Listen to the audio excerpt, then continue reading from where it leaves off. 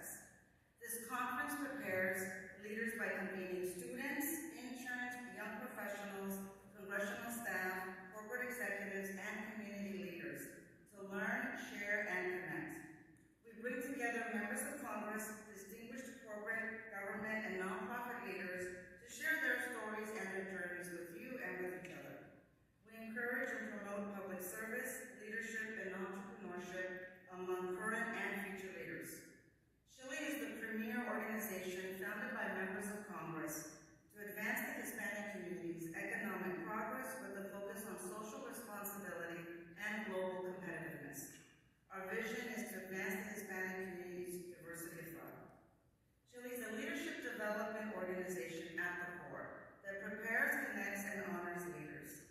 We prepare future leaders, such as yourself and some current leaders, through internships, fellowships, scholarships, leadership conferences, just as today's. Chile also connects leaders through congressional policy briefings, forums with members of Congress, the Future Leaders Conference as today, the Trade and International Affairs Symposium during Hispanic Heritage Month, and the Chile Alumni Association. I'd like to thank our sponsors whose support and contributions have made this conference possible. Join me in congratulating and thanking Amazon and Chevron. Thank you for your support. I also want to recognize some people here that Bree actually mentioned in her introduction of the team here at Chile. So just want them to raise their hands so that if during the conference you have any questions, anything comes up, then you know who the people are to go to, and they may have a microphone for your question. So first up, Bree, who you already met, Nicole, Sofia, Angela, Andres, Maite, Bruce, Tia, Gabe, and Feliz and Rosala. So again, anyone that raised their hand, if you have a question during the conference, please just go to them because they have all the information you need. Throughout the conference, we will have members of the Congressional Board of Directors as well as the corporate directors. So as they come in, I'll introduce them, but I just wanted to just check a show of hands. Who's here as an intern this summer? All right. How many people do we have in here from Texas? All right. How about Florida? You can raise your hand. I can see like a little hand going up like this. Okay. How about Arizona? Anybody? Arizona? Okay. Studying in Arizona? Okay, there we go. And the reason I asked for those hands as well is because depending on their schedule today, members of Congress from those 3 states will be coming by to say hello and to share their stories. So let's just make sure that if you're from those states, if we have an opportunity to get a photo with them, that we can do that as well. So today, like we mentioned, we'll have 2 different panels. One is on internship protocols, tips, and etiquette, and the other will be on career pathways. A presentation on intern success tips, and we'll finish with the Wendy Martinez Community Engagement Award that is presented to a Chile alum. You'll hear a little bit more about the Chile programs. If you haven't already, you check on our website at chli.org. You can also look up additional information about our internships and fellowships. And you'll also notice that around the room we have some tables set up for information tables that you will have an opportunity to network with and learn from as well. We will close the program with a networking lunch, and so during that time we'll also have an opportunity to network with each other. Many of the speakers will also stick around to share and get to meet them, so again, take advantage of that opportunity. A reminder that this is a place to share and learn from with people who may have different points of view, so please be open to learn and be respectful with your comments and questions as well.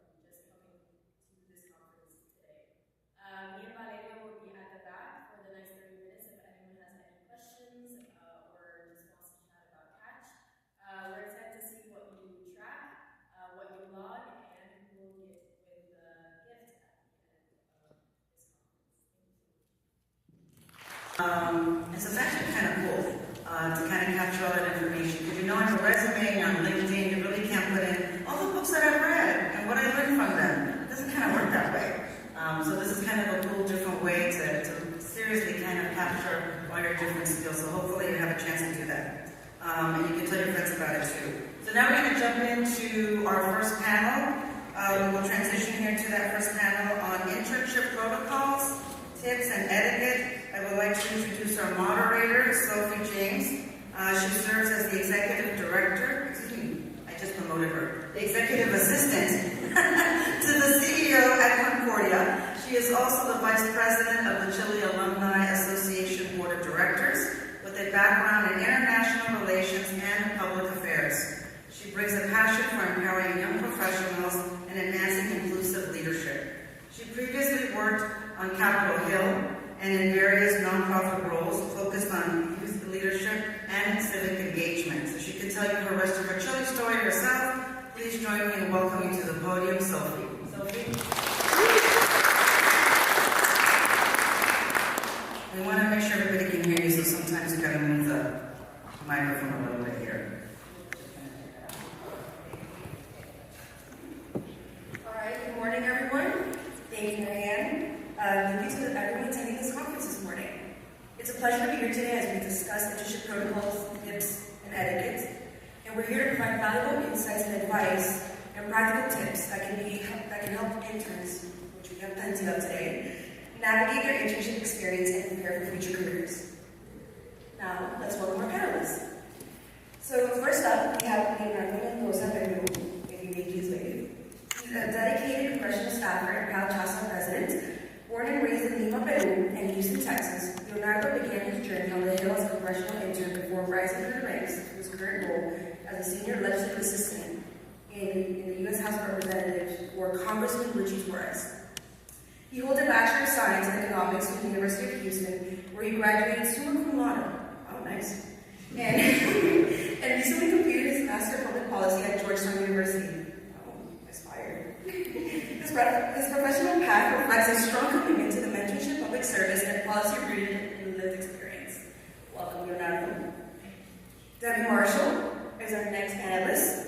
She has handled federal and international affairs for Chevron for 17 years. Before that, she had a career on Capitol Hill as a Michigan State legislator and served in the federal government affairs lead for the state of Michigan. Debbie holds a Bachelor of Arts in Communication Arts and Science from Calvin University in Grand Rapids and earned an executive certificate in public leadership from the Harvard Kennedy School of Government. Welcome, Debbie. Thank you for being here today. Patrick Herrera is our third panelist. He is the senior legislative assistant to Congressman Keith Stella, where he leads economic, immigration, and national security policy. Originally from a small town in West Texas, he holds a dual degree in business and marketing and recently completed his Master's of Science in Economics at Purdue University. Patrick also serves as the founding president of the GOP Latino Staff Association, supporting conservative Latino voices on Capitol Hill. Welcome.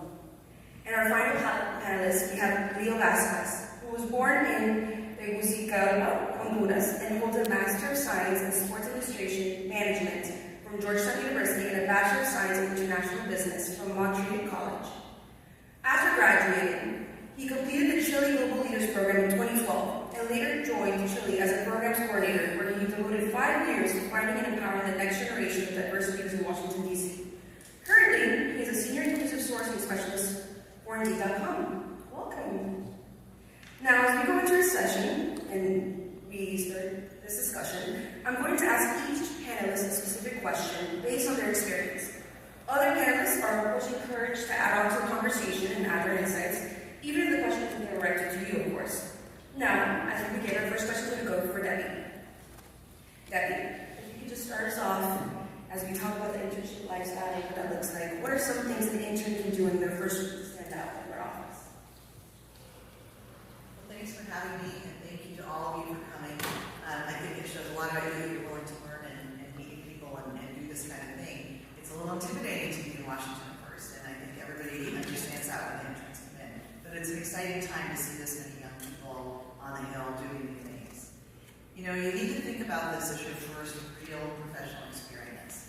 And you've been in kind of an academic bubble, a wonderful bubble. You've had this chance to learn. But this is this time to start your own personal brand in business and in government or whatever you end up doing. So think about that. Think about, I know we'll talk about this later, but think about it in terms of how are you going to present yourself both in your office like you to be careful about social media because what you say and do can reflect on the office that you're in. And that's, you have to start thinking about things a little bit differently, where in school you're very focused on what you need. Here you have to start looking at a broader picture. Some of you have probably done that in organizations that you're in your schools, but it's really serious when it comes to government, especially because this is the reputation of the person you're working with, and so you need to be careful there. This is also an opportunity for you to get the kind of learning you don't get from books. It's very easy to look at political science books and go, I know how the process works. And then there's the way the process really works. And there's the people that you're going to meet that influence things and the ways that they influence. This is an opportunity for you to learn those soft skills that aren't as easy to teach, but you have to see other people do them. And they do it in their styles. You know, every member of Congress has a different style. Everybody in a position in the administration has a different style. But you can learn a lot as you watch them and start to figure out what you want to emulate, what you like and you don't like about that. I remember back when I was on the Hill, the first lobbyist who came to visit me did not impress. And the reason he didn't is he hadn't done his homework about my boss. And he kept talking to me about this issue, and he would say, this is so complicated, the member won't understand. And he said it a couple of times, and clearly didn't look up the member. My boss was the first nuclear physicist in Congress. So after about 4 times, I said, I think I just need to correct you here. My boss will understand.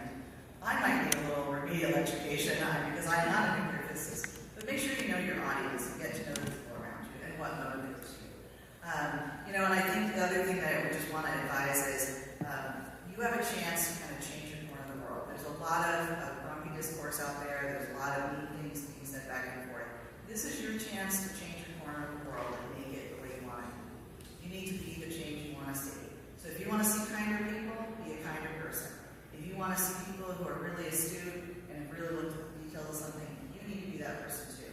And that will be part of your brand. So you have an opportunity to do that and learn from some really incredible people. Neither party has a corner on the market on cool people in Congress, and they come from all walks of life.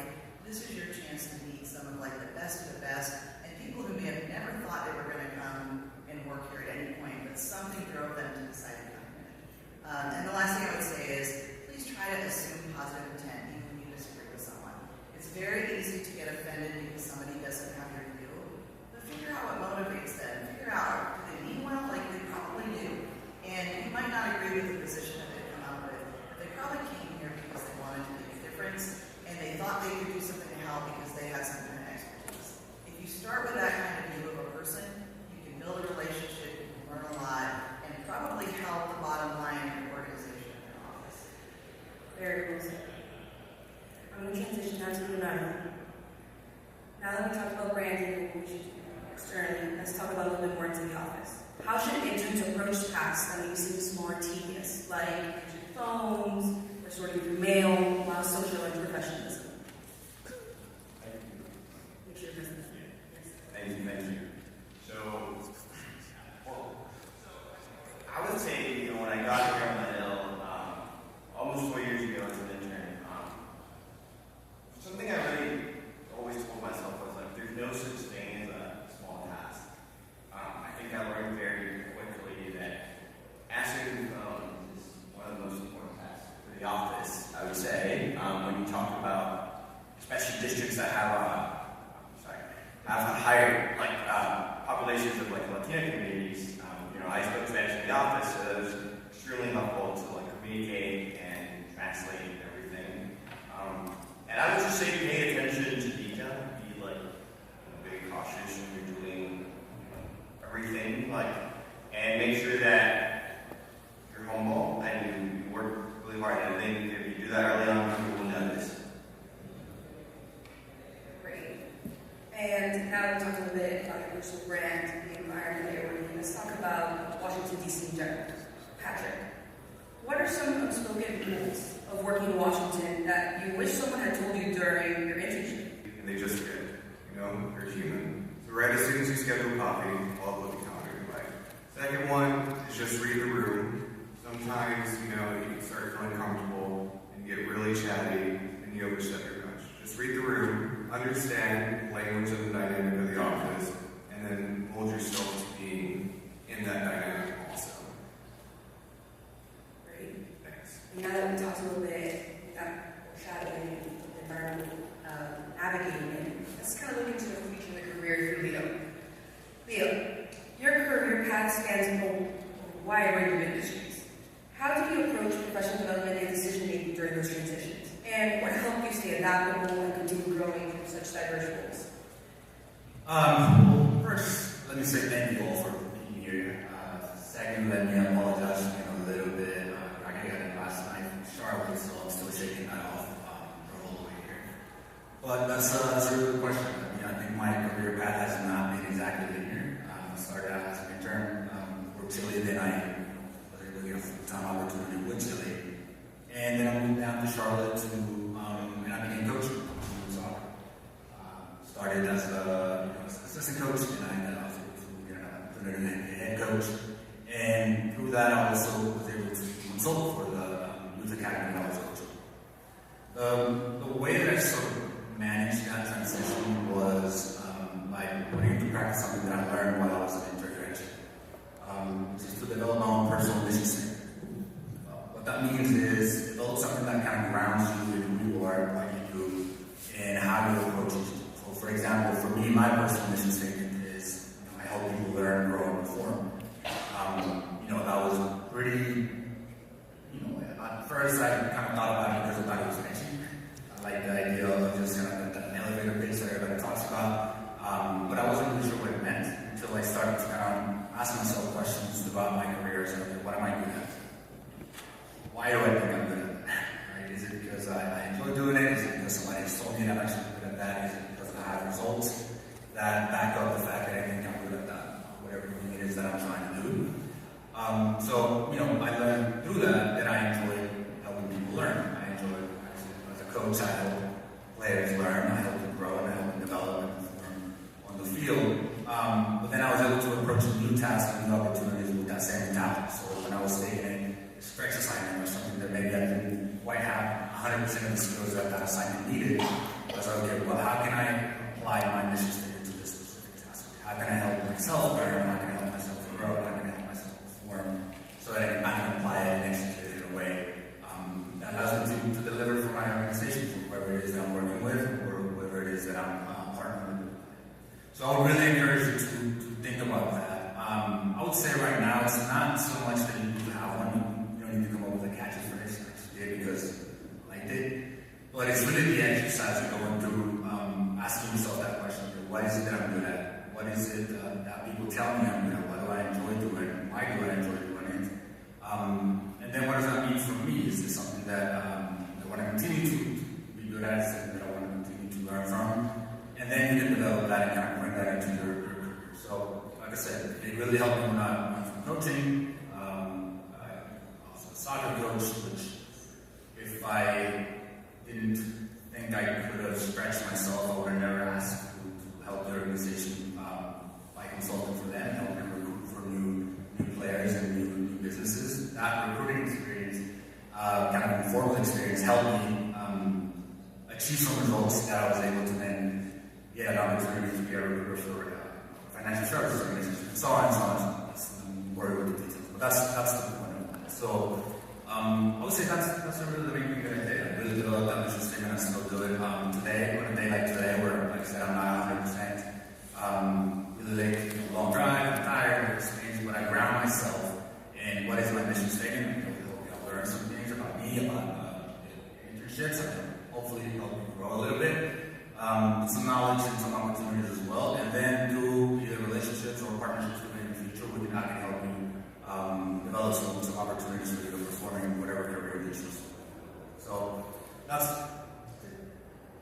very well said. That was a great first round. And as we go into the second round of questions, let's focus a little bit more on how your identity, your athletics, how that affects your actions, how that affects your job on the hill, and just into that reality, how to present yourself a bit more. And the first question, basing off what I just said, let's start with Leonardo. What role did your identity and background play in shaping your path to where you are now, and how can interns turn what makes them different into an advantage? That's a great question. I think, like many of you here, coming from far away to DC can be very scary at first. I think Chili and Casa and others were huge for me when I got here, and I didn't really know anybody. One of the things that I tell people, at first I thought that, not having that many things in common with people in DC or coming from somewhere else could be a disadvantage.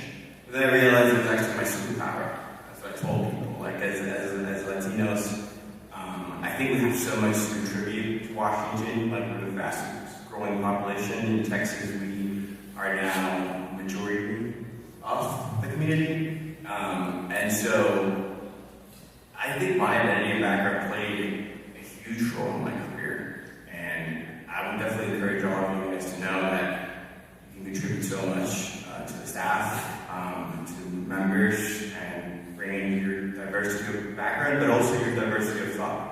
Because it's extremely important that you share personal experiences to your work. I think it's a huge advantage. And now transitioning to Debbie, what are some best practices for navigating work-related socials or gatherings outside the office, of course? And what about for more introverted individuals? What does that look like? So Mary Ann is going to laugh at this, but I'm actually an introvert. And over time, my career has just taken this path. I always thought I was going to do some kind of backstage work. My actual first focus was theater, not the broader comms thing. And I wanted to do backstage stuff. I wanted to help with costumes and the sets and stuff, manage the budget. I love being around creative people, but I was terrified to go out on stage. Of course, I didn't end up in that line of work, but my line of work in theater does kind of play a role here. In fact, it might be the only thing that qualifies for theater some days. But what you find over time is you are put in situations a lot of times where you have to do something new that you're not used to doing. And if you want to build a good career, you're going to have to get in there and try.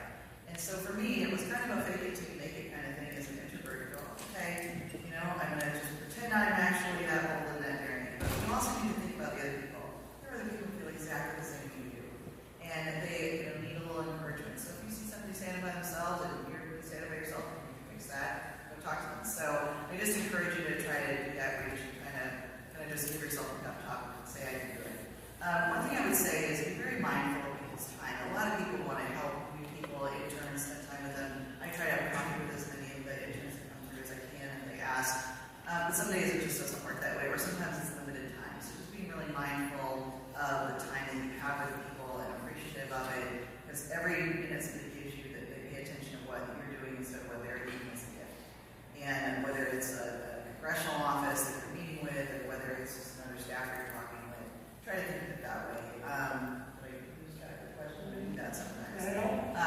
But again, it's your opportunity also to recognize that a lot of people, you're in a room with a lot of people just like you are having the same experience.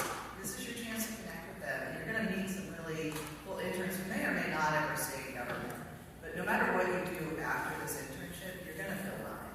So if you go and work in business and someday you're going to hit some regulation and in the back of your head you go, hey, I can call my congressman. I mean, before I worked in politics, I would never have thought to call my congressman for something. So you're going to learn a special skill set that's cool. You're going to learn how government works and how to navigate it. That's going to serve you well no matter whether you pick this particular career or move on to something else. And building off on that, let's go to Leo. We often hear the phrase, there are no dumb questions. But you suggested it's important to understand the difference between a good question and a bad question. Can you elaborate a little bit on that? Yeah.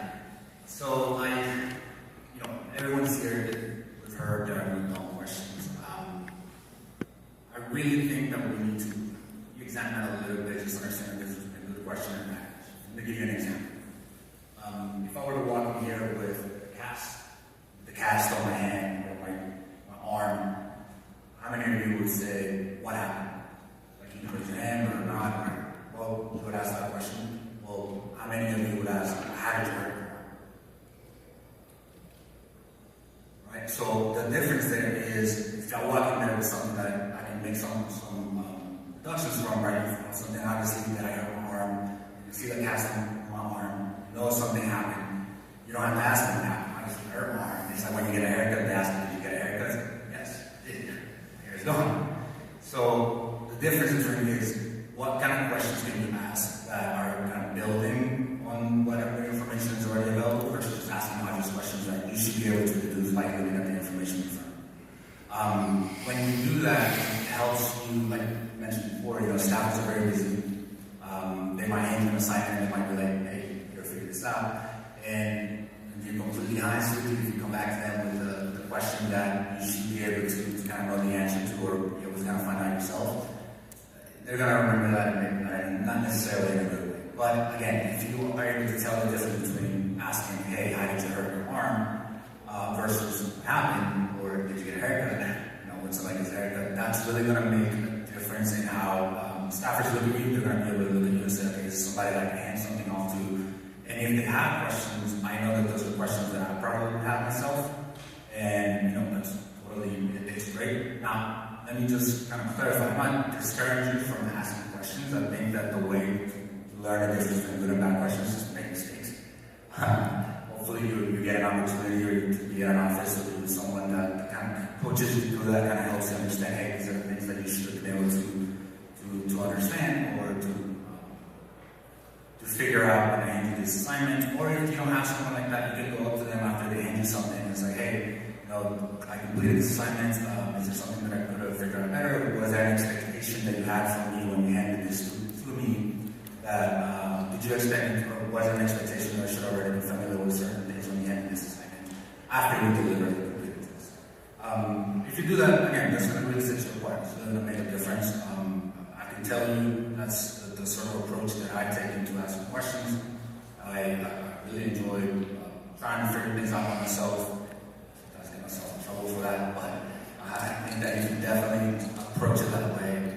Don't, again, understand the difference. Don't make assumptions. Be able to understand the evidence in front of you, what information is obviously readily available, and then go from there and then ask questions when you get stuck. Because if you can do that, if you can tell the difference, when you get stuck is when a staffer would have gotten stuck, is when somebody else would have gotten stuck. So they're going to be like, hey, let's figure this out together, or possibly send you on a different opportunity to figure out an answer from someone that knows more than the both of you combined. So that's how. No, and that's a great transition to the next question from Patrick. What are some other key tips for interns when it comes to office etiquette? Or Roji's conversation. Office etiquette is really, really important. And it's kind of a balance, because what you're doing at the end of the day is reaching for the recommendation letter. And when it comes to that, you got to be the first in the office, you got to be the first to answer the phone, and you just have to be very proactive across the board. Next thing you have to do is you have to dress to impress. You never know when you're going to be called into an interview within the next 30 minutes if you are looking for a job on the hill. You never know who you're going to grab coffee with. You have to be able to present yourself to proceed to the next level, whether that's in or on the hill. And then you also have to come with a smile every day to work. We do understand that it's rough answering the phones, but y'all are the first representation of the office. Y'all are a direct representation of the congressperson. And it's important that you answer with a smile, and that you help constituents, and that you bend over backwards. And it's when you go in above and beyond is whenever your name really starts to get out there. And then that's when you get your SA, your LC, your LD, your chief of staff to vouch for you.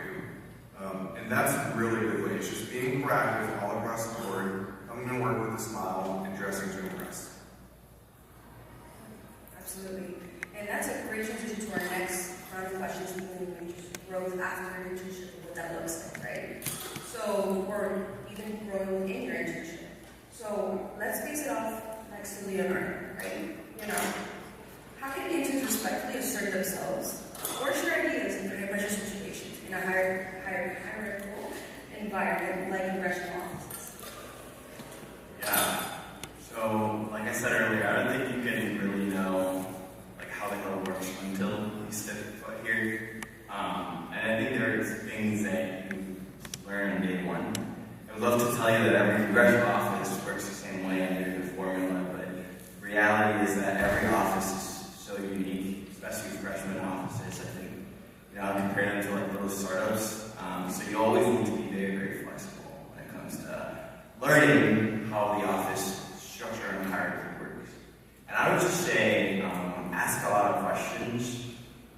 I don't think there's such thing as a bad question. I think if you, like, early on in the internship, you show that you're curious and you want to learn as much as you can, especially about issue areas that you're passionate about.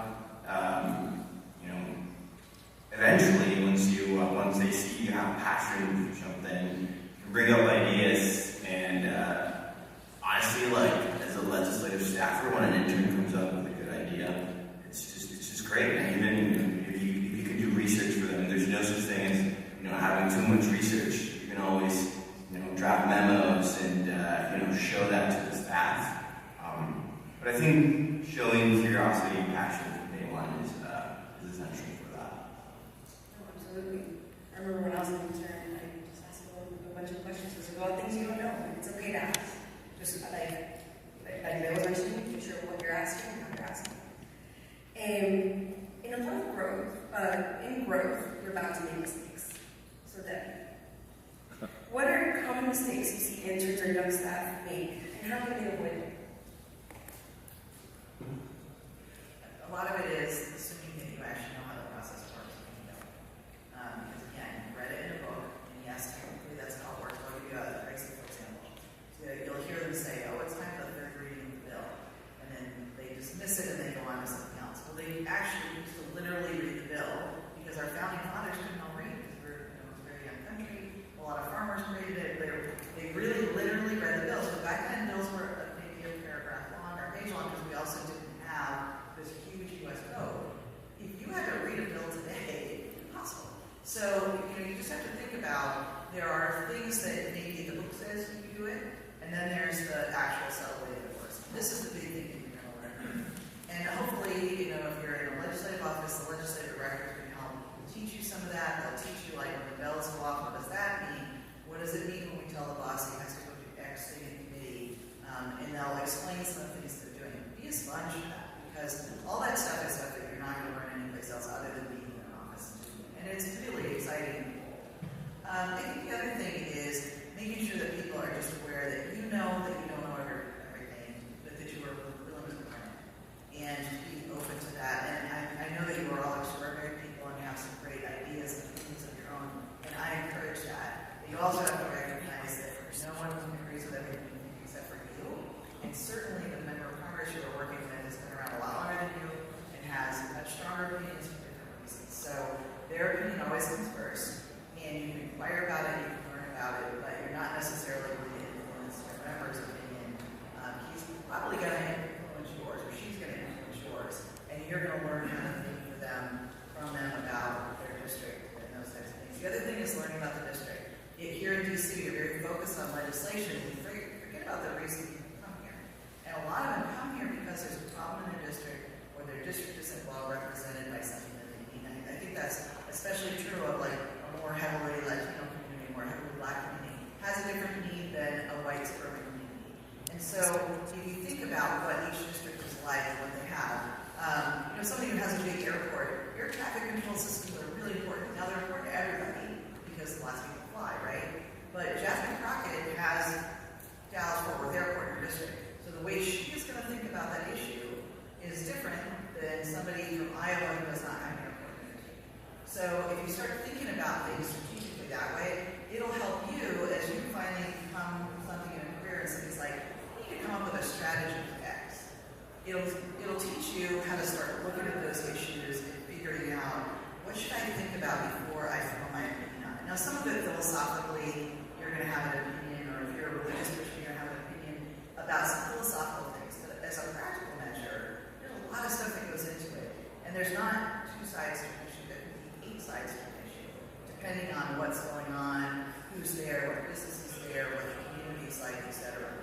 Let that texture of this very diverse country that we live in, let that seep into your opinion process, your thought process, as you do projects. And keep that in whatever job you go into, because you need to really be a broad thinker to be a good leader. And I have the feeling that there's a lot of potential for great leadership in this room, and that you can all think strategically like that. Great response. I can tell you, like, I don't tell every day. It's hard sometimes. It's okay that it's hard. That's the point of growth. And so let's transition now to characters that we do want to see. Patrick, what character traits or habits have you seen in interns who really have made the most of their time on the Hill? seen interns get hired on immediately in office, whether it's, community, leadership, or professional office. I've seen interns be able to go directly to the admin already. One thing that they do have in common right now is that they're hungry. They take every meeting they can with staff members.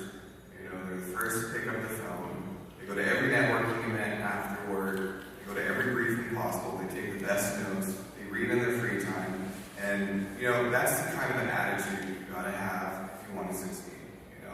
The Hill is just not another 9-to-5 job that you just show up, answer phones, get off, go to work. It's very competitive, To be honest with you, a lot of the interns that you're sitting here with today are going to apply for the same jobs at the end of the semester. And you've got to be able to make yourself stand out. And, a lot of good ways to do that is networking. One thing that I live by is that your network is your network. And it's that simple. You should be grabbing coffees 3, 4, 5 times a week. That way, whenever you are serious about coming back to BC or getting a job immediately, you have a solid network that can vouch for you. To let you know about the newest opportunities or who to meet with next or any prospects that will help. It's hard. So, to wrap it back up, you have to be hungry and you have to have a good network. Great transition to actually long-term. Leo, when you're making this transition and learning and growing, how do you know what goals to set for yourself? I always follow the same goal and SMART goals. You might have heard of that. It's creating goals that are SMART. What that means is that are specific, measurable, achievable, time-bound, achievable, and then it results in the time-bound. Again, that's the road trip talking. But an example of that is setting yourself up with a goal of meeting an X amount of people by the end of the year. That's something that's specific. You want to meet 10 people, you want to meet 10 people that are currently staffers in Congress, for example, and you want to do it by the end of the summer, the end of the year. That's an example of a goal that is specific, that is time-bound, that is measurable. You can obviously measure your success in that. And then you get yourself a time frame. So that's how I started to set goals for jobs that I an example for a SMART goal that I set for myself when I started the job is, in the first 30 days, I'm going to make sure that I am familiar with the basics, right? Whether it's central systems, how people would share information, how they store information, how they name information, how they ask for certain things. That's a time-bound goal that I set for myself. Something that I also try to do every time that I go in is understand what the need for the business is, and then set myself up with a goal to make sure that I achieve. So whether it's achieving a certain amount of hires in a period of time, or amount of interviews, or amount of offers. So I think that if you set yourself with those type of goals, so specific time measurable and time-bound goals, and that they're attainable, right? You don't want to set yourself up with saying, hey, I want to meet 500,000 people by the end of the summer, because that's not going to happen. I don't know, maybe you can or not. But, or grab coffee with somebody. But make sure that you understand what the achievable goals are, what the constraints of your time are, that you don't want to be just setting meetings up with people, and you should be in the office taking care of the tasks that you don't want to take care of. Again, those things happen. You'll run into that. You'll see people who, I might see that in your time in the office. I have time as an intern, so I have time in the office as well. Really take the time to understand what you're trying to get out of the internship, and then set goals around that to make sure that they're actually achievable. And so at the end of the day, at the end of the internship, you can have something that you can, one, put in your resume, and two, talk about, and then replicate, right? So you want to replicate that success. You don't want to just go ahead and do a one-off. You want to just get one win. You want to get a win after win after win after win. So if you're able to do that, again, you set yourself up, correct me if I'm wrong, as a staffer. But if you walk into an office today, or if you walk into a business today and say, hey, these are my 60-day goals, and then they're achievable and they're measurable, and you have a way to measure them, and you're going to set yourself up for some pretty big opportunities if you continue with that. Absolutely. So we've heard from each of our panelists individually. We're going to ask two questions for the whole group. Now, specifically, this is a great time for the audience audience to get your questions ready for the Q&A portion afterwards. So, to all of you, how do you transition from being an intern to a young professional in the Hill, or in the private sector, in my case? And how can the interns demonstrate they're ready for a full-time role? Who would like to start? Sure. I can start. You know, this reminds me back in my day when I was an intern, and you know, I would always try to look up what can you do to get a full-time job on that level. And then and again, it wasn't a lot, right? So it's like you have to make sure to talk to people here that have gone through that experience. And for me, very similar to what Patrick said, you know, I think being hungry is a very big thing. Coming here and finding a sense of purpose and then just realizing that you need to do what it takes to get a job. Like, again, like you said, it's not a 9 to 5. When I got here, I was interning for Carmen Require, and I knew when I first spoke to my chief about potentially working on the Hill, he told me straight up, you know, it's going to be tough. And, you know, we still expect you to do tasks in the office, but also I need to be doing as much networking as I can. So I would go to the office during the day and then go to every networking event, grab as many business cards, follow up, do as many coffees as I can during the week while managing tasks. And I think multitasking was essential. I think it's something that you need to do and realize that if you want to work in public service, this is going to be your life for a little bit. So going all in, and I think when people see that you're willing to do what it takes and you know, be hungry, people are going to be willing to help out. Especially in our community, I would say 99% of the people that I reach out to wanted to help. And there's a sense of family among the Latino community here in DC, and it's great, and I'm nothing but grateful for it. But again, you got to show that you're willing to work hard for it, and don't expect this to be easy. But ultimately, I'll tell you, it's absolutely worth it, and you do find a sense of purpose of community, and this is very fulfilling work. That's a great point, Leonardo, and just to emphasize, you know, the actual scope of finding a job. Whenever you see it on a job board, you know, you're probably going to be the 200th intern. You know, whenever you get to a more party-specific job board, I know on the Republican side we have RSC job board that comes out once a week. You're probably going to be the 100th intern to see it. But you know, if you really focus on your network and developing, you know, these really personal connections, you could be the 5th, the 2nd, and even the 1st person.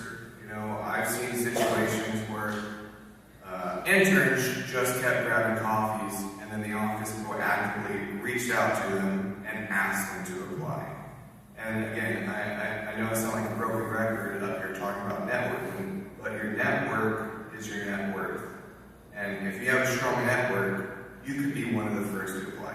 And that will greatly help you. Debbie? So I have to answer this a little differently because I never had an internship. I was working to pay for college and that was what I did. But I got into politics really kind of by accident because I met somebody when I was in college who was a professor who was running for office and I worked on his campaign, which is a long story over coffee sometime. But I came in working on his campaign volunteering while I was a student, and then when I graduated, he said, well, you can come work for me if you'd like to give this a try. And I really didn't think that's what I wanted to do at all, but I didn't have another job, and I'm a smart person. I went, paid job, sure. You know, and I think sometimes, and I've seen this in other interns, they're like, well, I want to go into international affairs. Yeah, that's the most interesting, exciting thing you can go into. I'm in it now. I have no experience in it. And you get a degree, and you're like, I want to use my degree. Your first couple jobs, you might not use your degree. I'm sorry to tell you that. It's tough news to hear. That doesn't mean you won't eventually, and it doesn't mean that you aren't going to use your brain and how you learn to do that job. You're not going to get the dream job the first time or second or not.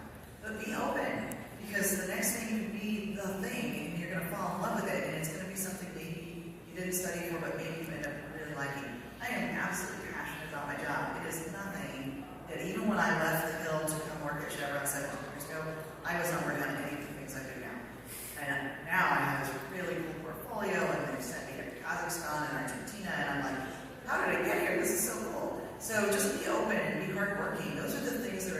build your career from your internship on. And if you're a hardworking intern and that office ends up with an opening, they're going to look first. So the people they already know, they're hardworking interns.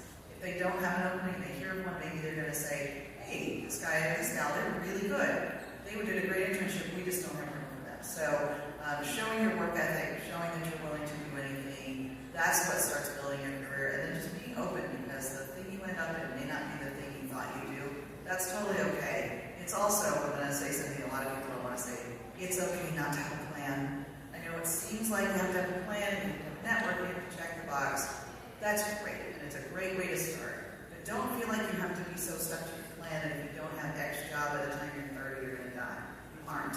You'll be fine. You will just be doing things differently. So leave yourself open to that possibility. Sure, have a plan, start working through it. But if it goes awry, don't despair. And get some advice from that great network of people that you build. Because some of them will go, you know what, that's a great opportunity, you should do that. Or that's a great person, you should work for them for a while. So be open is what I would say. Oh, absolutely. And she's completely right. Every path is different. That doesn't mean it's the wrong path.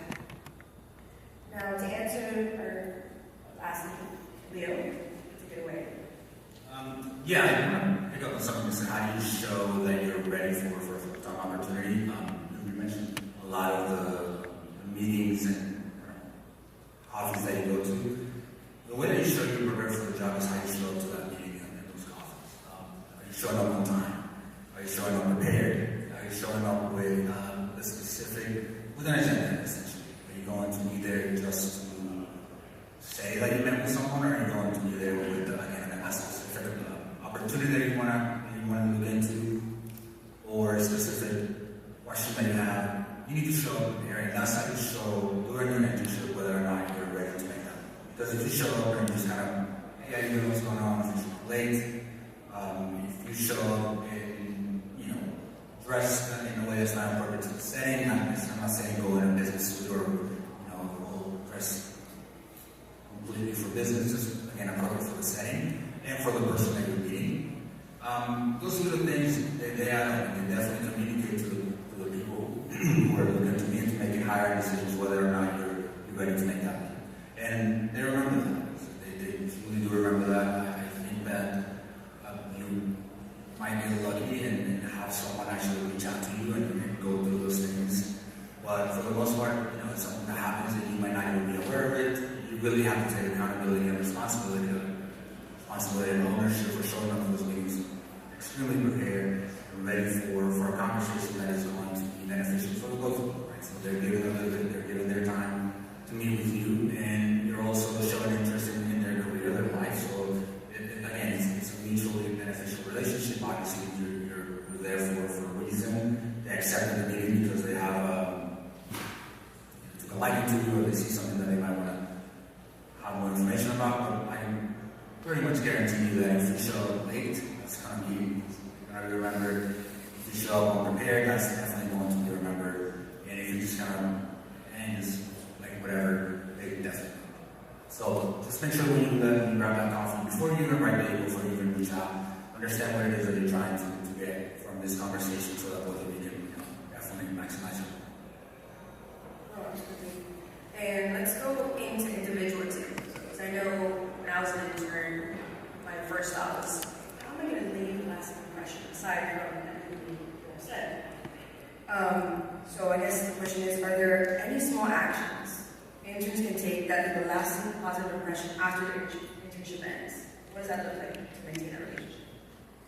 I would love to start with this one and say, your manners cannot be too perfect, your thinking notes cannot arrive quickly enough. Take the time, do a handwritten note if you can, and I have the worst handwriting in the world, I still write handwritten notes.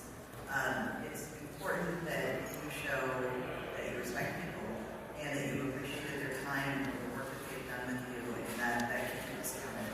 And having really good manners and people respect really sets you apart. Because I'll walk around Capitol Hill and people just let a door slam in your face. So I'm just like, really, you couldn't hold the door for 2 seconds. Little things like that. People notice it, and you don't realize they notice it until somebody actually points out how much they appreciate your manners. And at one point, when I was very new here in my career, I was writing thank yous to everybody who came and met with me in the office, which was an unusual thing for a staffer to do.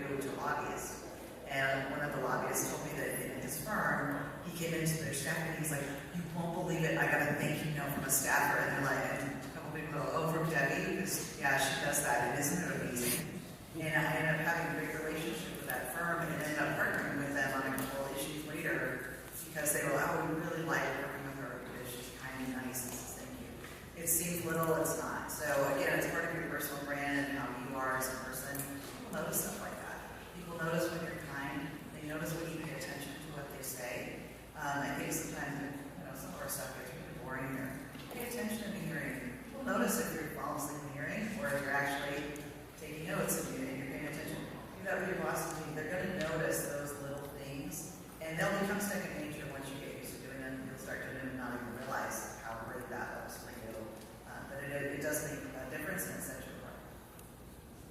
Okay, I'm going to jump in for a little bit. We'll come back and finish the Q&A, so if you have some questions, hold on to them. If you have something new that you just thought of, just jot them down. We'll come back to them in a second, because as we mentioned early on, we are going to hear from some members of Congress, get an opportunity to learn about their journey. The first one to join us this morning. Remember I asked who are the hands for the people here from Texas? Who are the Tejanos in the house? So you got a good number, yeah. So Congressman Tony Gonzalez represents Texas 23rd District, serving since 2021. He served 20 years in the Navy as a methodologist, reaching the rank of Master Chief Petty Officer. During this time, he earned a Bachelor of Science from Excelsior College, a graduate certificate in Legislative Studies from Georgetown University, and a Master of Arts from American Public University, and is currently, doesn't have anything else to do, and is currently in a PhD program at the University of Southern Mississippi in International Studies. He became a public servant after retiring from the military. We've had the honor of having him on our board of directors. And please join me in a round of applause for Congressman Tony Gonzalez. I will share as well that after his remarks, if the panelists can please stay here, I'm also going to ask any of the other board members, including our advisory council member, Diego Zambrano, with PMI. I don't know if I've missed anybody else who just came in to take a photo with the Congressman before he heads out. Congressman, this is Sophie James, one of our alums, who's been our moderator. The floor is yours, sir.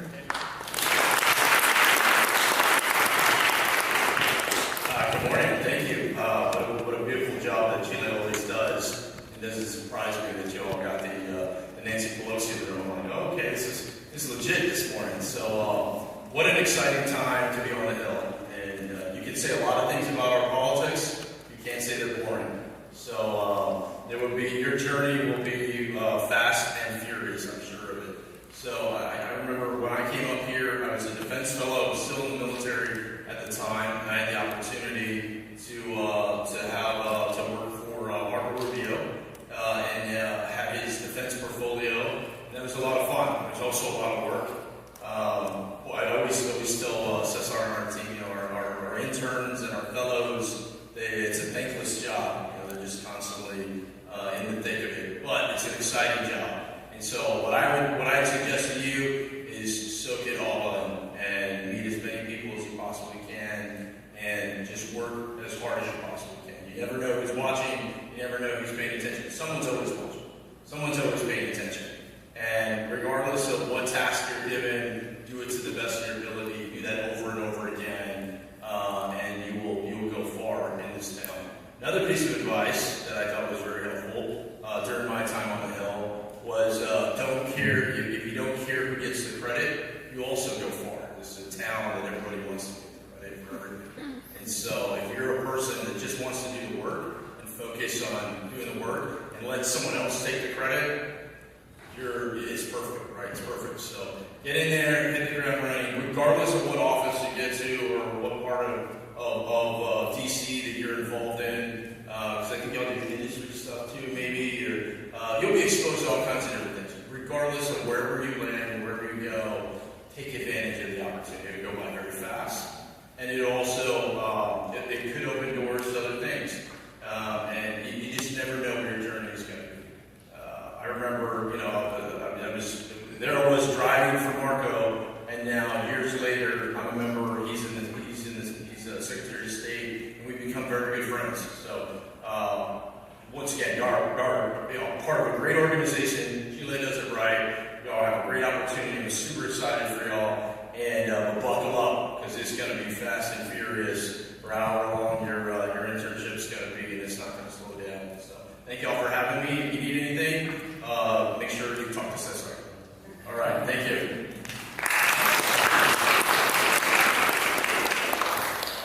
I'm going to ask Congressman if you can come over here. The panelists stand up. Kara Scudder, I think I saw you, and Diego Zambrano. And do we have the panelists as well from the next panel? Because the Congressman won't be here for the next panel, so if you can please come up.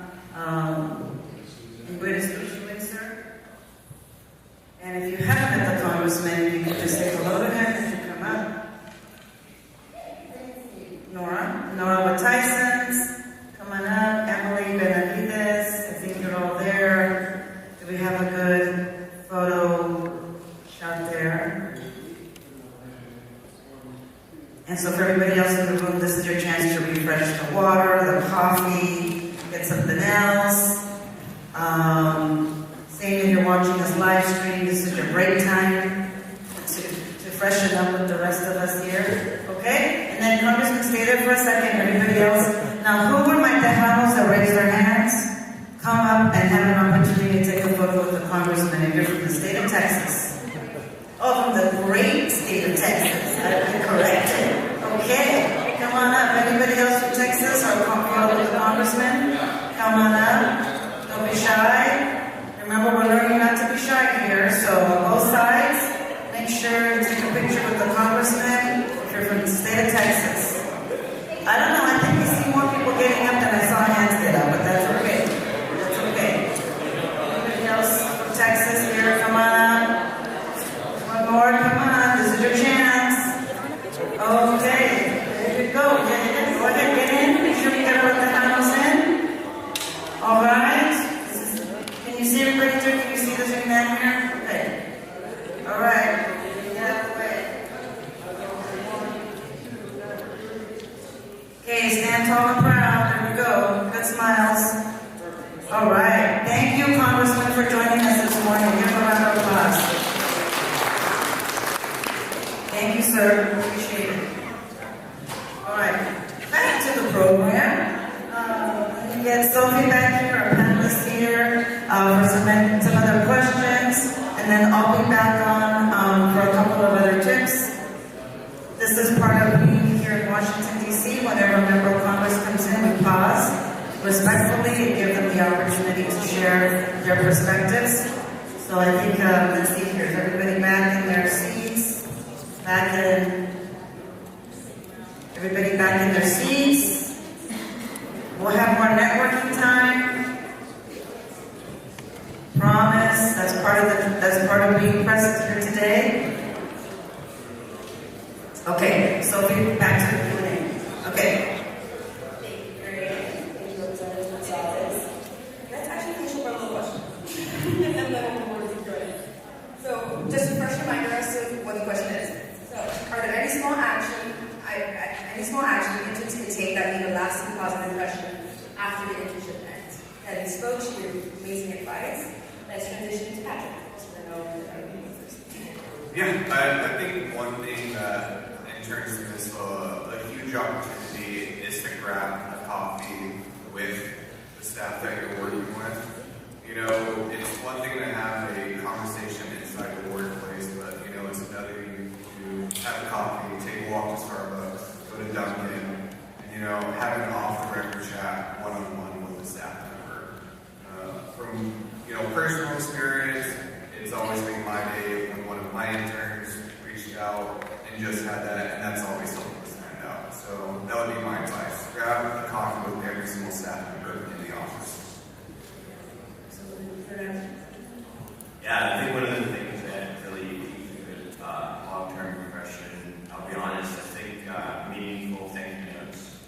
I think when there's a good intern cycle and they leave a thank you note to all the staff members, and it's very thorough and shows like they paid attention to maybe the personalities in the office, like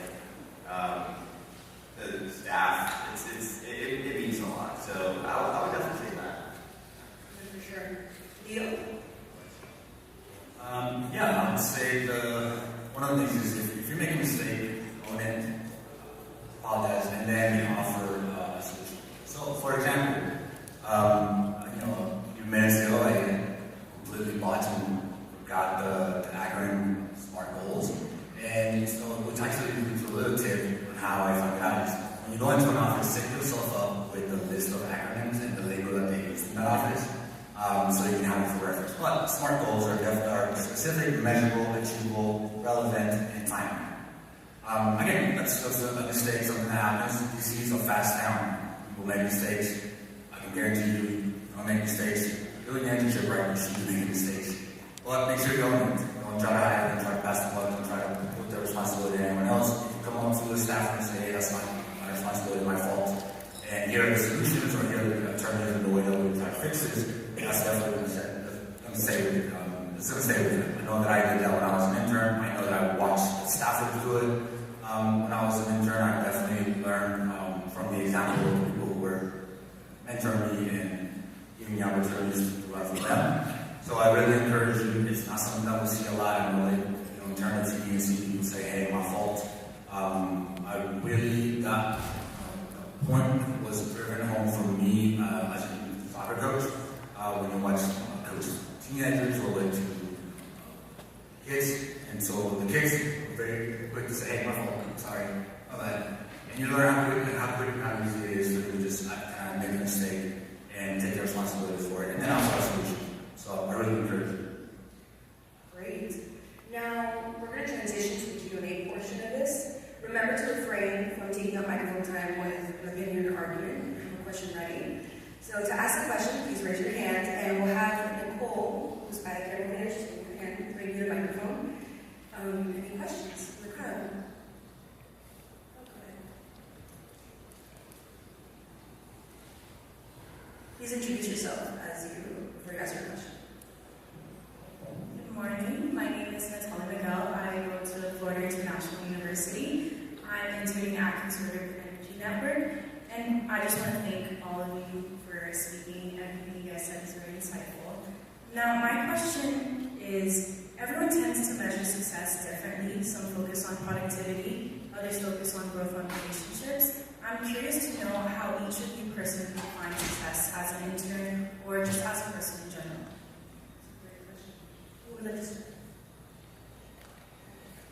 Yeah, I would like to start. Something that I've personally been doing since my freshman year of college. Every semester, I write down 3 things that I'm going to focus on, and then 3 actionable items of how I'm going to do that. One of them this semester was being great at my job, not being good, but being great. But then going back to the SMART goals, you got to be able to define that. And it was the quality of bills that I've introduced, it was the number of meetings that I met with lobbyists, and then it was also the number of coffees that I've got. So, for the summer, I set a goal of 70 coffees. That is a lot, but, again, your network is your net worth. As far as quality of bills go, I'm not a big fan of messaging bills personally, so, I want to introduce legislation that can be passed. So, that's working with committee, that's working with stakeholders, and along those lines. And, that's how I measure success. I've done it,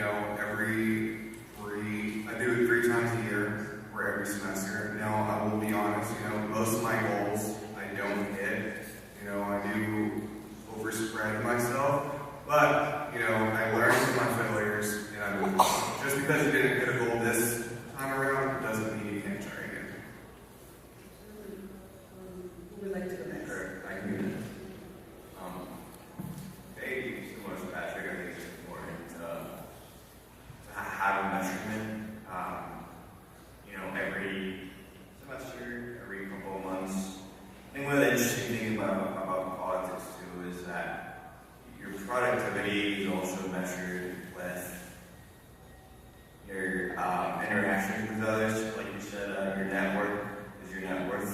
It's a little different in the private industry where maybe you can, as an econ major, like you mentioned things like productivity, profits, economy. Over here on the hill, it's like your biggest asset is who you are. So I think when you measure how productive you're being, yes, working really hard is essential. Quality bills, quality letters, you're doing it in the office, but also making sure you're not missing those networking events where you're active reaching out to others. You're making sure that your name is out there, and you're building a brand for yourself, and that will ultimately quantify into, you know, a more successful career. So I think that is really important. In an environment such as a Hill, every interaction you make can be productive. You don't have to feel like, oh, I'm good at this networking event, so this might not be useful for my career. No, yes, like this can actually quantify into moving up. So for me, we have specific things that the company needs from legislation. So I have a very defined goal sometimes that I have to accomplish. But I focus on also getting that victory the right way. And at the end of the day, I can win on something, but if I don't have my reputation intact and I've irritated an office to the point where they don't want to see me for a few months, that's not a win. I need to make sure that our brand stays intact, our reputation's intact, and that I accomplish the goal and I try to work with people. There is this idea that compromise is a dirty word. It is not. It's how things get done here. And I can go in and I can have a very specific amendment that I want to get done in a bill, and that's usually the case. I go in very prepared. But sometimes I get, well, I don't think so. I don't want to do it that way. And you have to be open to that compromise. I have met lobbyists who are just willing to burn the place down to get what they want, and then really surprised later when somebody doesn't want to take a meeting with them. I never want to be in that position. I never want to put my company in that position. So I think it's really important to remember that you have to maintain your reputation. In the end, that is who you are as a person, and that's who you are as a successful person. If you have a good reputation for treating people well, people will forget the issue. They're never going to forget how you made them feel. And so if you're not respectful and you don't handle things the right way, that's going to reflect on you. So to me, a victory is both accomplishing whatever the goal is, and sometimes they're big things and sometimes they are little weird things. But as long as I do it the right way, I'm going to feel good about it at the end of the day. I think for success, one thing should be very clear is internship, job, whatever it is, there's going to be objectives. And if you meet those objectives, then you are successful by that definition. But if you're looking at success in general, I think that if you can learn something from the opportunity you were just given, even if the job that you were at didn't work out, again, maybe objectives weren't met, or it just wasn't the right opportunity, what did you learn from that? Did you actually take some lessons from that that you can apply to your next job or to your next opportunity? For me, that's a success. Again, I feel sports management is my thing, sports is my thing, soccer has always been my thing. A mistake is not the end of the world. A mistake without any self-awareness, without any knowledge, that to me is a complete, it sucks. You know, if I see a player that just kind of gives up after, a bad play, a bad mistake, a bad pass, that's a loss. Or if I see a player that just completely crushes it in the game or walks away without any knowledge of how they did it, that's also a loss. You gotta learn from your wins, you gotta learn from your losses. So I think that to me that's how you define whether you're successful at one specific. Then again, objectively speaking, if you're at a job, there are deliverables, there are objectives that you need to meet, you have performance reviews, those things are set for you, but you can always approach any opportunity you get is what can I learn from this, even if I didn't succeed by the definition of my job. Great. I believe there's time for one more Q&A. Does anyone have a question?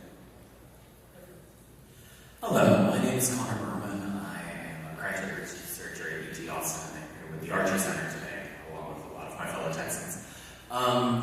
Debbie, when you were speaking about professional courage and the way that you represent yourself in interactions with people in the federal government, and also Leo, when you were speaking about your kind of personal mantras and belief systems, I'm really interested to hear about the values that guide both your core ethics as well as the way that you build your brand and reputation.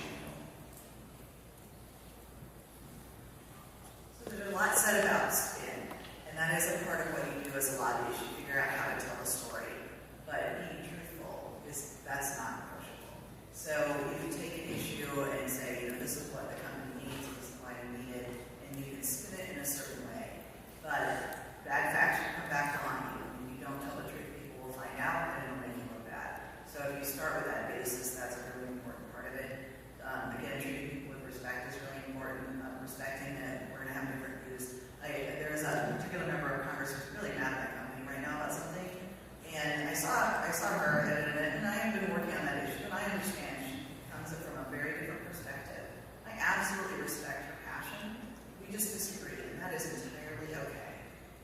so someone was surprised the other day because they saw us in the same place, and she walked over and gave me a hug. Because we have a good relationship.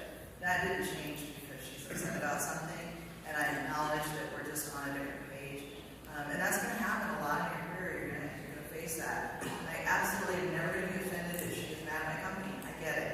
I get why she's on a different page. I've shared with her every factual thing I can share with her. We're just not going to agree. We're going to find 10 other things. And I'm really excited about working with somebody who's got that kind of passion on something we do support. So there's just a way of approaching it. And I think too often, first of all, we get offended too easily by somebody who doesn't agree with us. We really got to be careful. And we dismiss people as, well, we'll never be able to work with them. You'd be surprised if we can find to work with somebody who's on the other side about a different issue. So don't focus on the one you didn't get. Focus on, is there something later that we can do?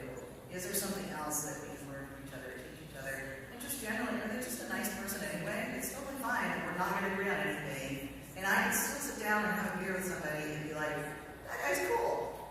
So if you kind of come at it with that kind of mindset, you're just going to do better overall. And you're going to have more fun, to be honest. It's going to make the job much more enjoyable, and your reputation is going to blossom with that. Yeah, for me, one of the core values that drives me is like one of a kind, always one of a kind, but not necessarily always nice. And I think that there's a difference in that because I think that, to your point, we get offended so easily. We're always so worried about offending someone, or we're offended that we might just kind of let go of certain things that need to be addressed urgently or at a specific time. And but also at the same time, when those things are addressed, I want to be kind when I want to be able to say that statement through my personal business and I help someone learn. Not going to help someone learn by just barking at them or telling them everything that they did. It's not going to help them grow, and it's definitely not going to help them. It's not going to allow them to kind of understand what the mistake was or what the opportunity for them to grow was. But also just be nice and just kind of laugh or have a smile on your face, like you say, hey, great job, you crushed it. You don't really believe that. That's also not true to my mission, to my personal mission. I can be direct, I can be specific about what we need to work on. In soccer, we call it the sandwich method, which is positive, negative, positive. So you talk about something that they did well, you talk about an opportunity for growth, and then you finish with something that they also did well. And you do something that they did well during that meeting. They actually listen to you, they have good questions. You can kind of build from that. But that's what drives me. I want to be kind. That's one of my things. I want to be kind to people. A lot of empathy. But I don't necessarily need to or believe that I need to be nice. Well said. I'm going to invite Mary back on stage to close us out. All right, so we're going to wrap up this first panel. Congrats and thank you to Sophie and the panelists. Thank you very much. And I said, stick around to be able to ask them some follow-up questions, or if you want to connect with them to get that coffee time. So make sure that you connect with them. Again, thank you to the panelists. While we go, I'm going to give a little bit of a tips here. So while I do that, if we can transition, start getting the next panelists ready up here, start getting the moderator ready. Would appreciate that. So I'm going to go ahead while they're doing their switching over here. I'm going to go through. There's a handout at your table. It's called the Top 10 Intern Success Tips. So I'm going to go through just a couple of them and highlight a couple of them. A couple of the ones that some of the panelists have mentioned before, and some that we kind of get a lot of questions about in general that might be helpful for you. So first off, and I'm going to do this out of order. So number 8 on the list says mentor. Establish relationships with mentors. Stay in touch with professors, community leaders, and supervisors who have been very helpful to you. They are priceless supporters as you start your career. So remember that sometimes some of the professors, don't forget that they're there to help you. So if you're still in school now, or if you already graduated and there's a professor that you really want to reach back out to and say, hey, thank you so much, I'm going to need your help in something. When I graduated from college, way back when, I stayed in touch with my professor, one of them who I absolutely loved, who was super helpful to me. And she's the one that actually helped me set up my resume. and she helped me do mock interviews. And so that was super helpful because, again, sometimes we think of the professors as like, I'm done with them, I'm done with the classes, it was really hard to do the homework. But don't completely forget those professors. And again, even if you graduated, there's somebody always who wants to be helpful. And it's kind of cool if you're a professor or a TA because there are a lot of students who forget about you. So it's kind of nice to reach out and not forget the professors. You met some people here today. If they're able to stick around, great. If not, you have their information through social media. You can reach out to myself, anyone else on the Chile team to help you make that connection, to make some time to meet with them.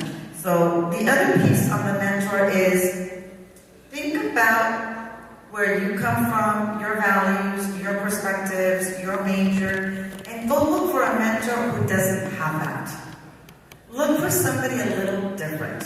Look for somebody who maybe comes from a different state, works in a completely different office, maybe someone you met here.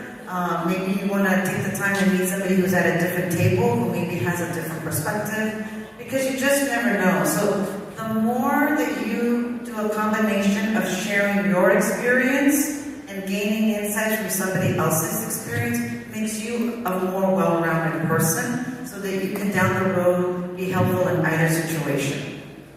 It's not about dumping everything you know on somebody else and trying to change their mind on something. It's really kind of learning, and that makes you really valuable in these offices in Washington, D.C., and it's really valuable as you go from one career to another. So be strategic with who you meet with, and think about potential mentors who are similar maybe to your background and also completely different.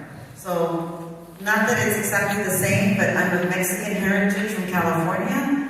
My husband is of Cuban heritage from Florida. That doesn't even look like it belongs together. But you know what? It's been working out pretty good so far. And there's times when I will tell him, I just don't get this at all. And then he'll tell me his perspective, and vice versa. So I'm not saying that that's the way to find a spouse. I'm just saying that, it happens at a whole lot of different levels. That's one. The other is kind of a piggyback to that, and that's number 10. The poorest person cannot accumulate it, and the richest person can't donate it. We all have the same 24 hours in a day.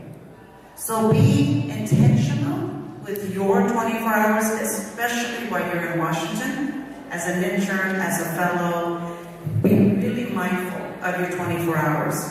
What are you doing for your personal well-being?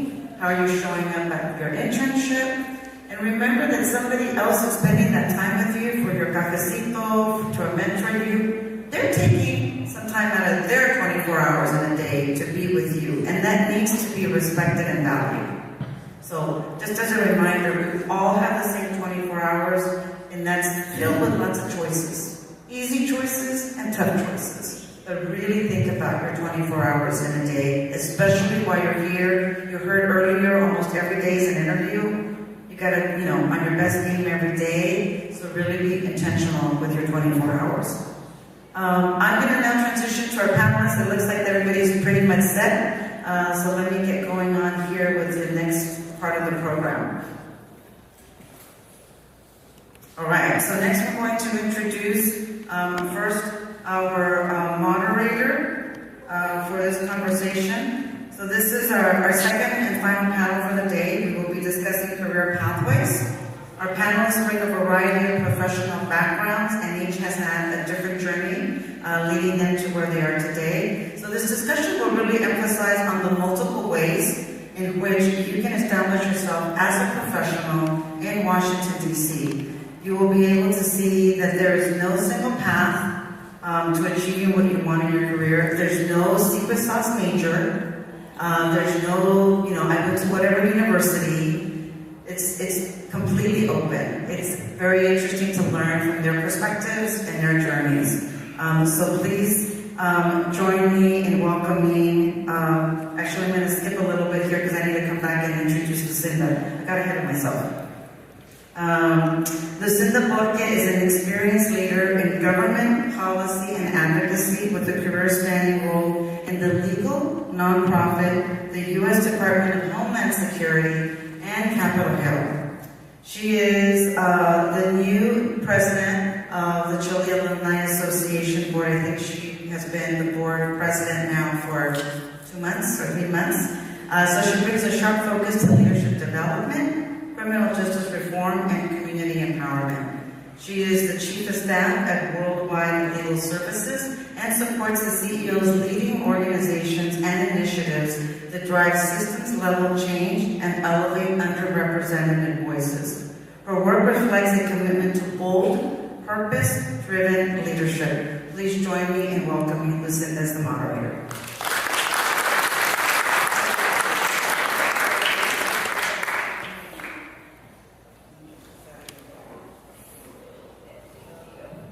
Thank you, Marianne, and thank you to all those attending this conference.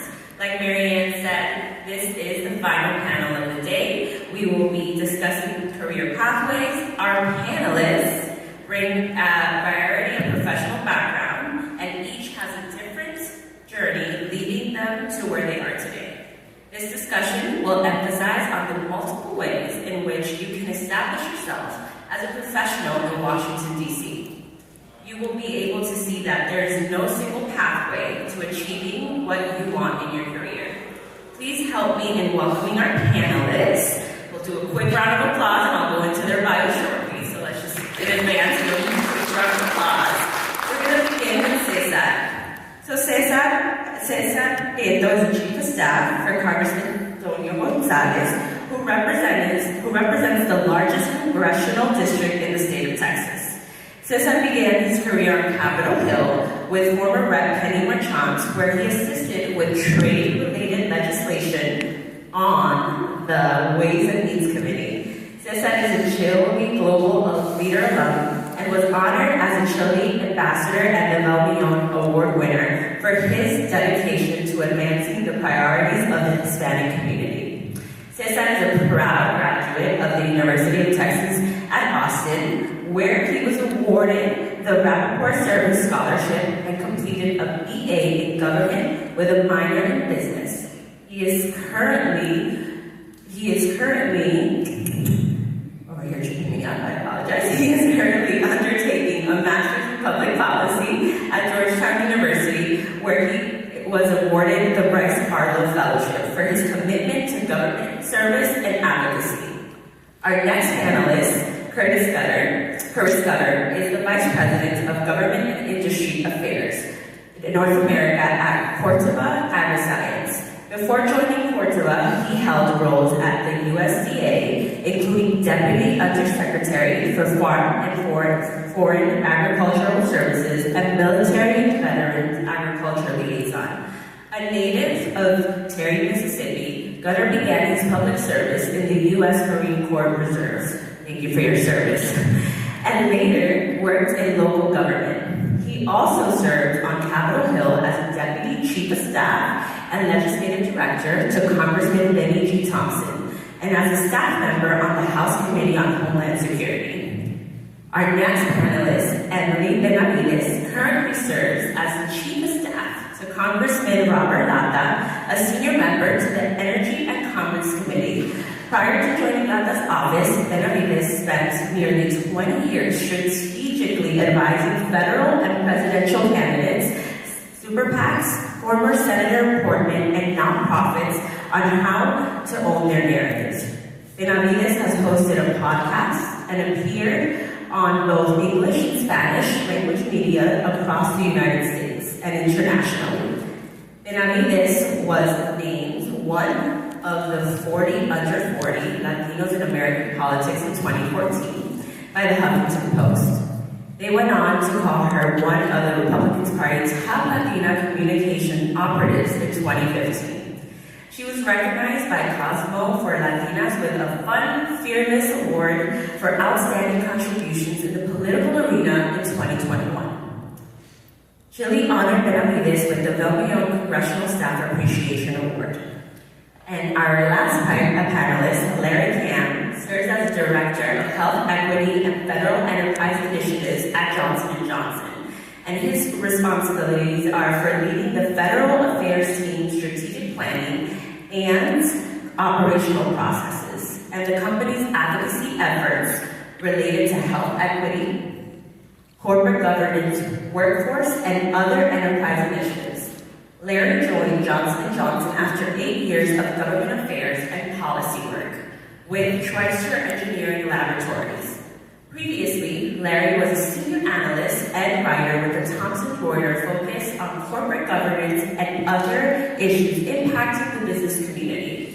Larry earned his JD and Bachelor's of Silver Law degree from Louisiana State University, his LLM in International Trade from London Metropolitan University, and his BA for the University of Richmond. Let's give them a round of applause for the time that they're dedicated this morning to their leadership. Now, let's start with the discussion. I'm going to ask each panelist a specific question based on their experience. The majority of these questions can be answered by everyone on this panel, so please engage and add to your perspective, even if the question wasn't directed to you. The first question will be to Cesar. From your perspective, what skills and qualities do you believe are most important for young professionals aspiring to have a successful career on the Hill? How can they develop these skills effectively? Thank you, Lucina, for the introduction. Okay.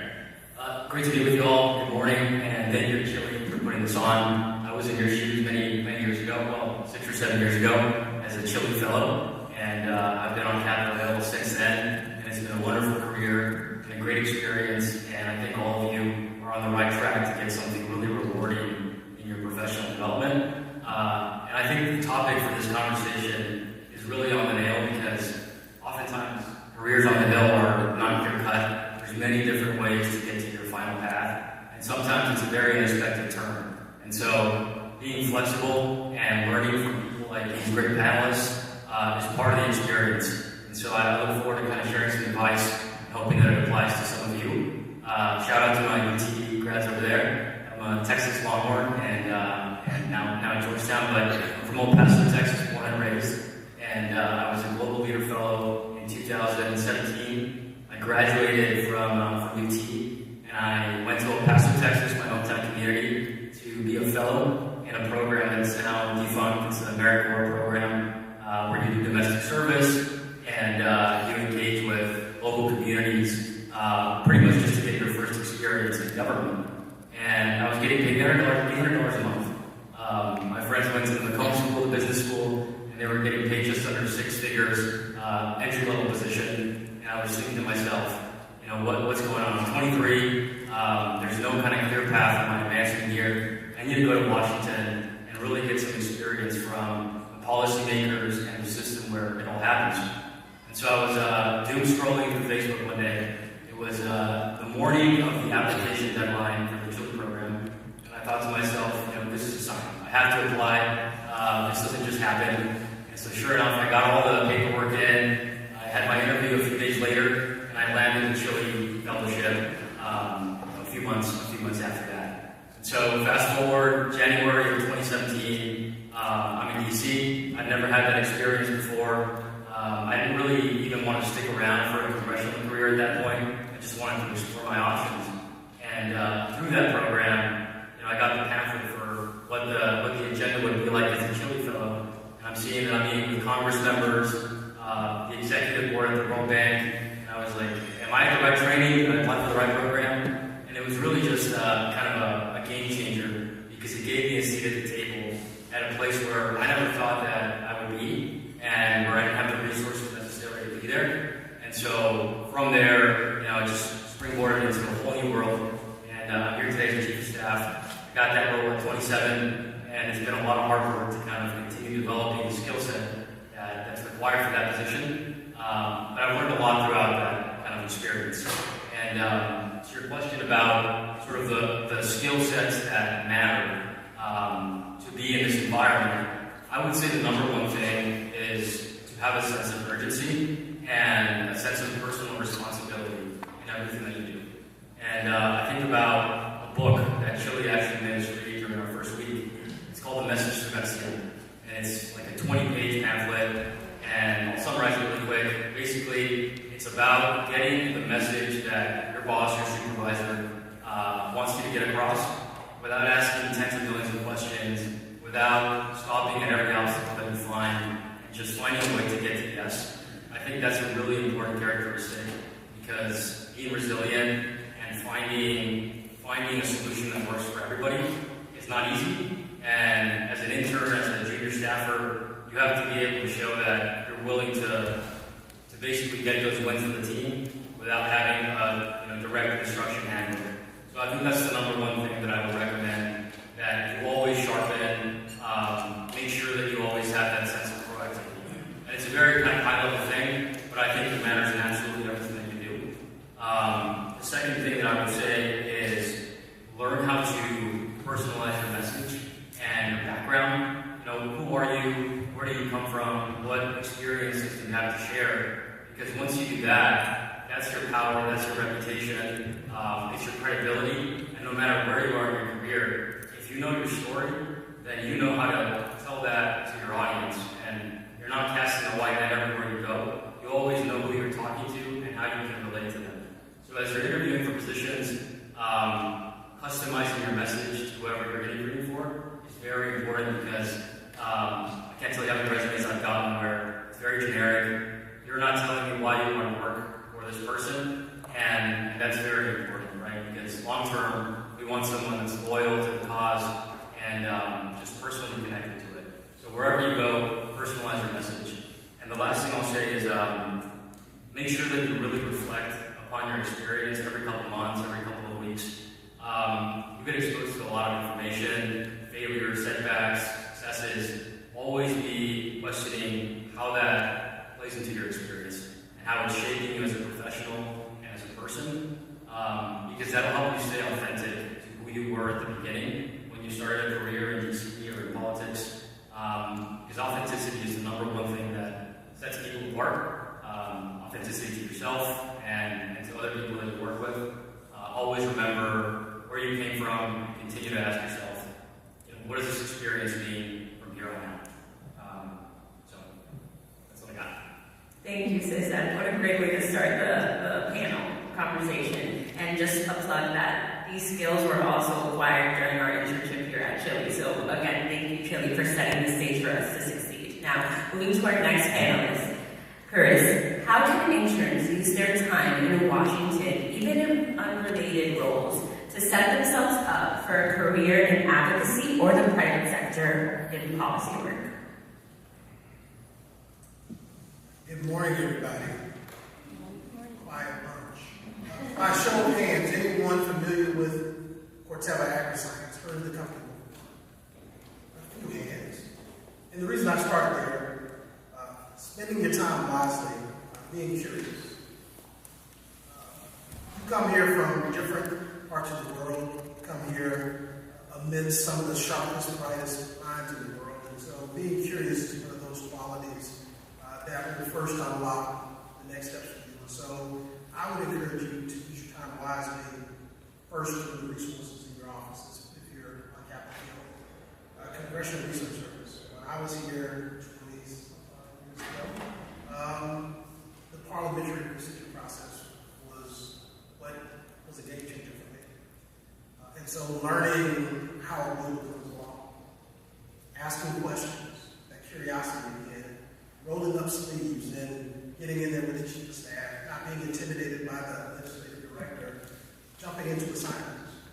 Assignments beyond just making copies, writing congressional record inserts, right? It's really getting in the throes of the dialogue, being present, right?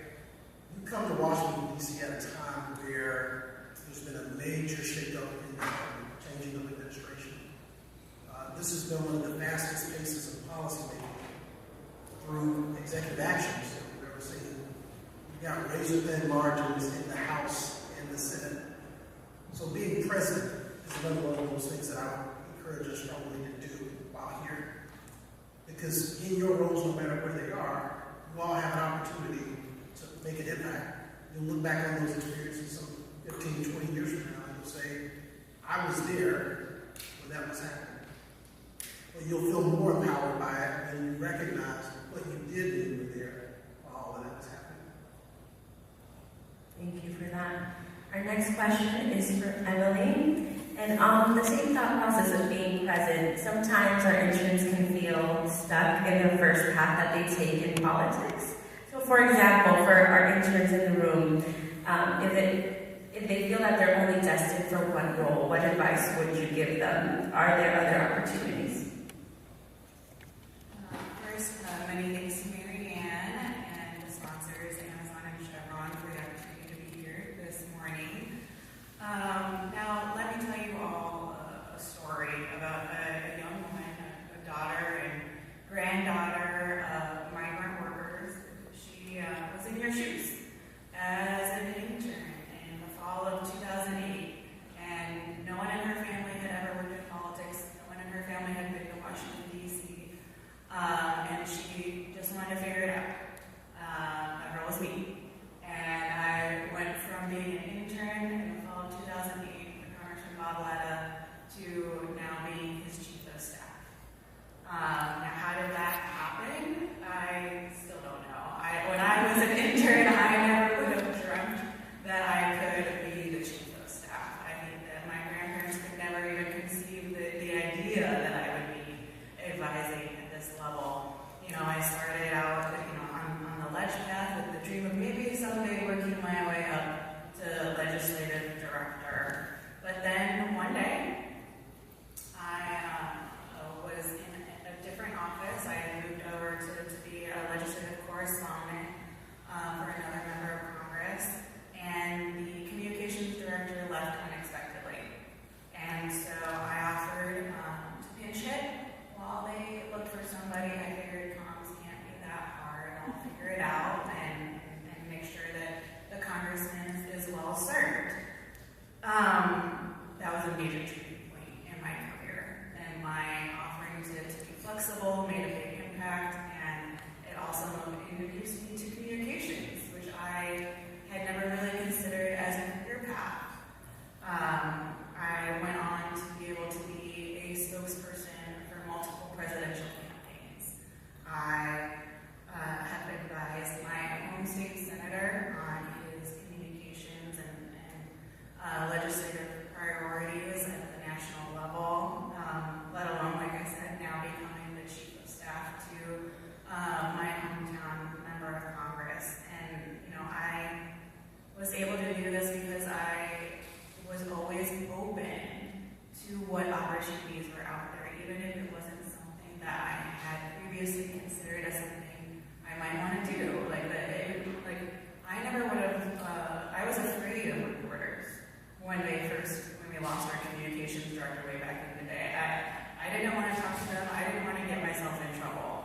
But by saying something wrong on the record, and I know how important it is to own your narrative and your reputation in D.C.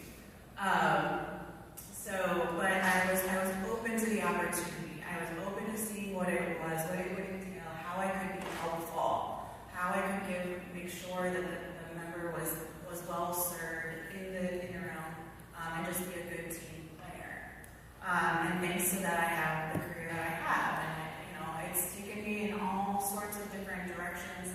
Anytime I set a 5-year plan and going this way, I end up over here. But that is because I've been open to the opportunities, and it has made, every time I've gone off in this direction, it has been something that I wouldn't have foreseen, but thanks to my network and being open and flexible, I've been able to learn and add to my experience. And so I think you're never stuck as long as you're open and flexible to the opportunities that might present themselves to you as you chat with folks every day here in D.C. Thank you. Our next question, Larry, tell us about your academic and professional background and how you ended up pursuing a career in government affairs and policy.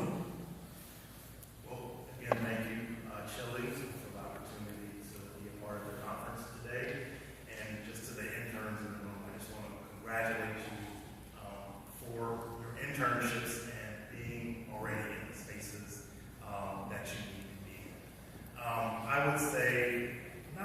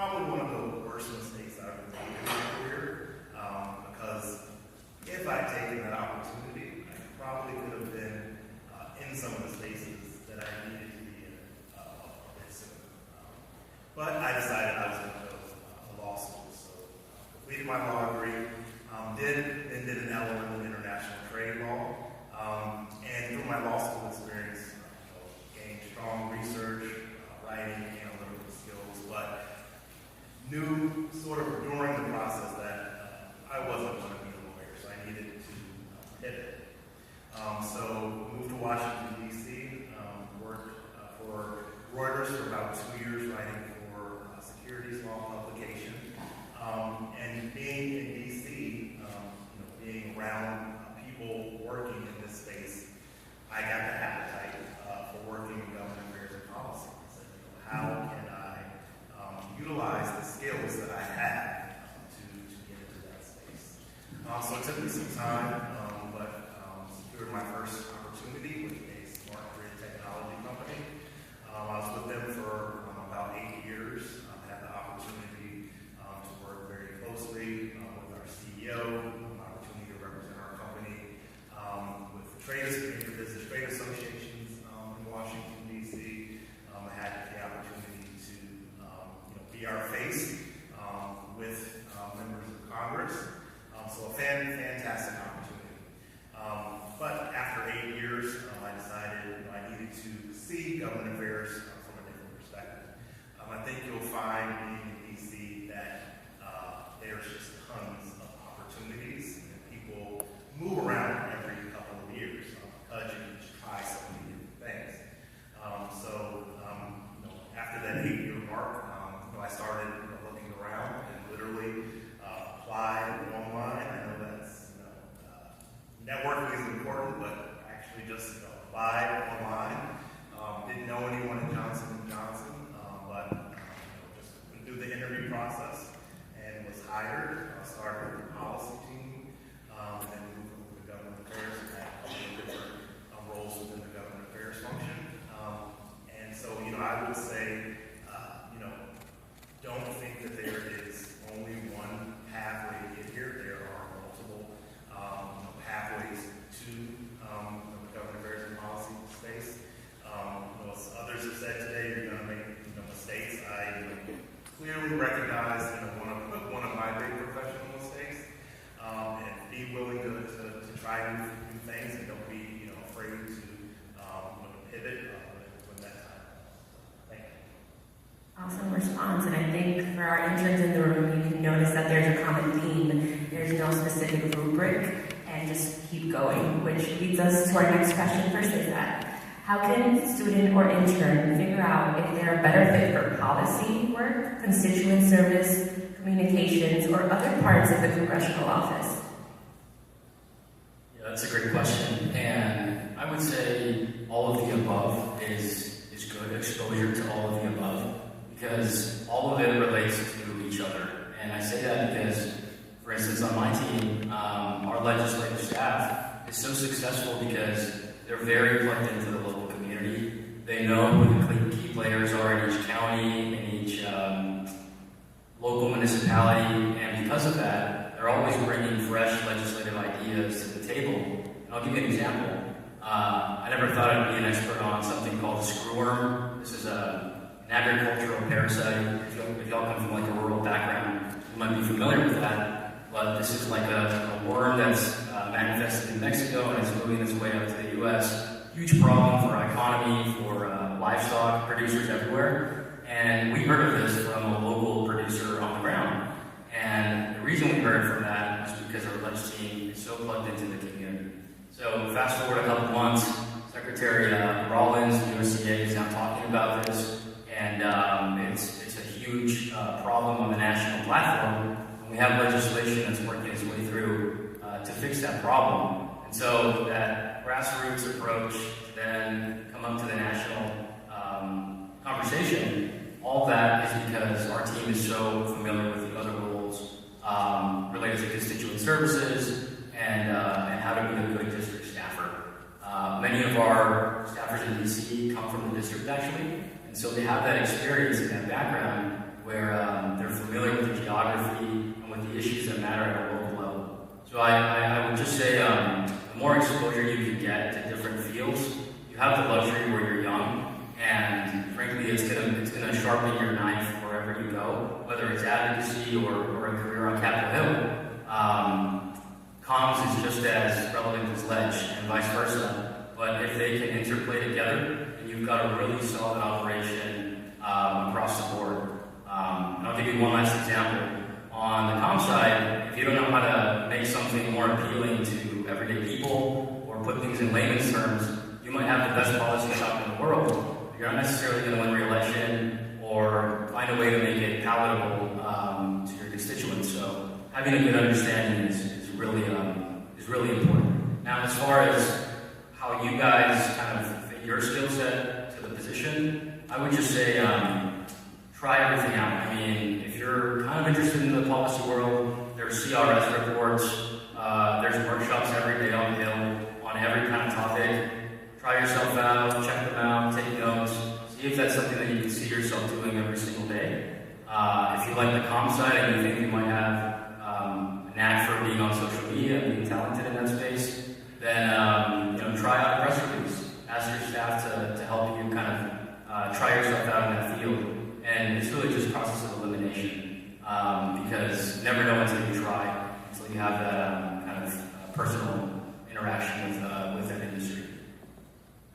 That's amazing. Thank you for that response. And that response really goes back to Chili's mission of diversity of thought and diversifying our portfolio. So that leads us to our next question, Curtis.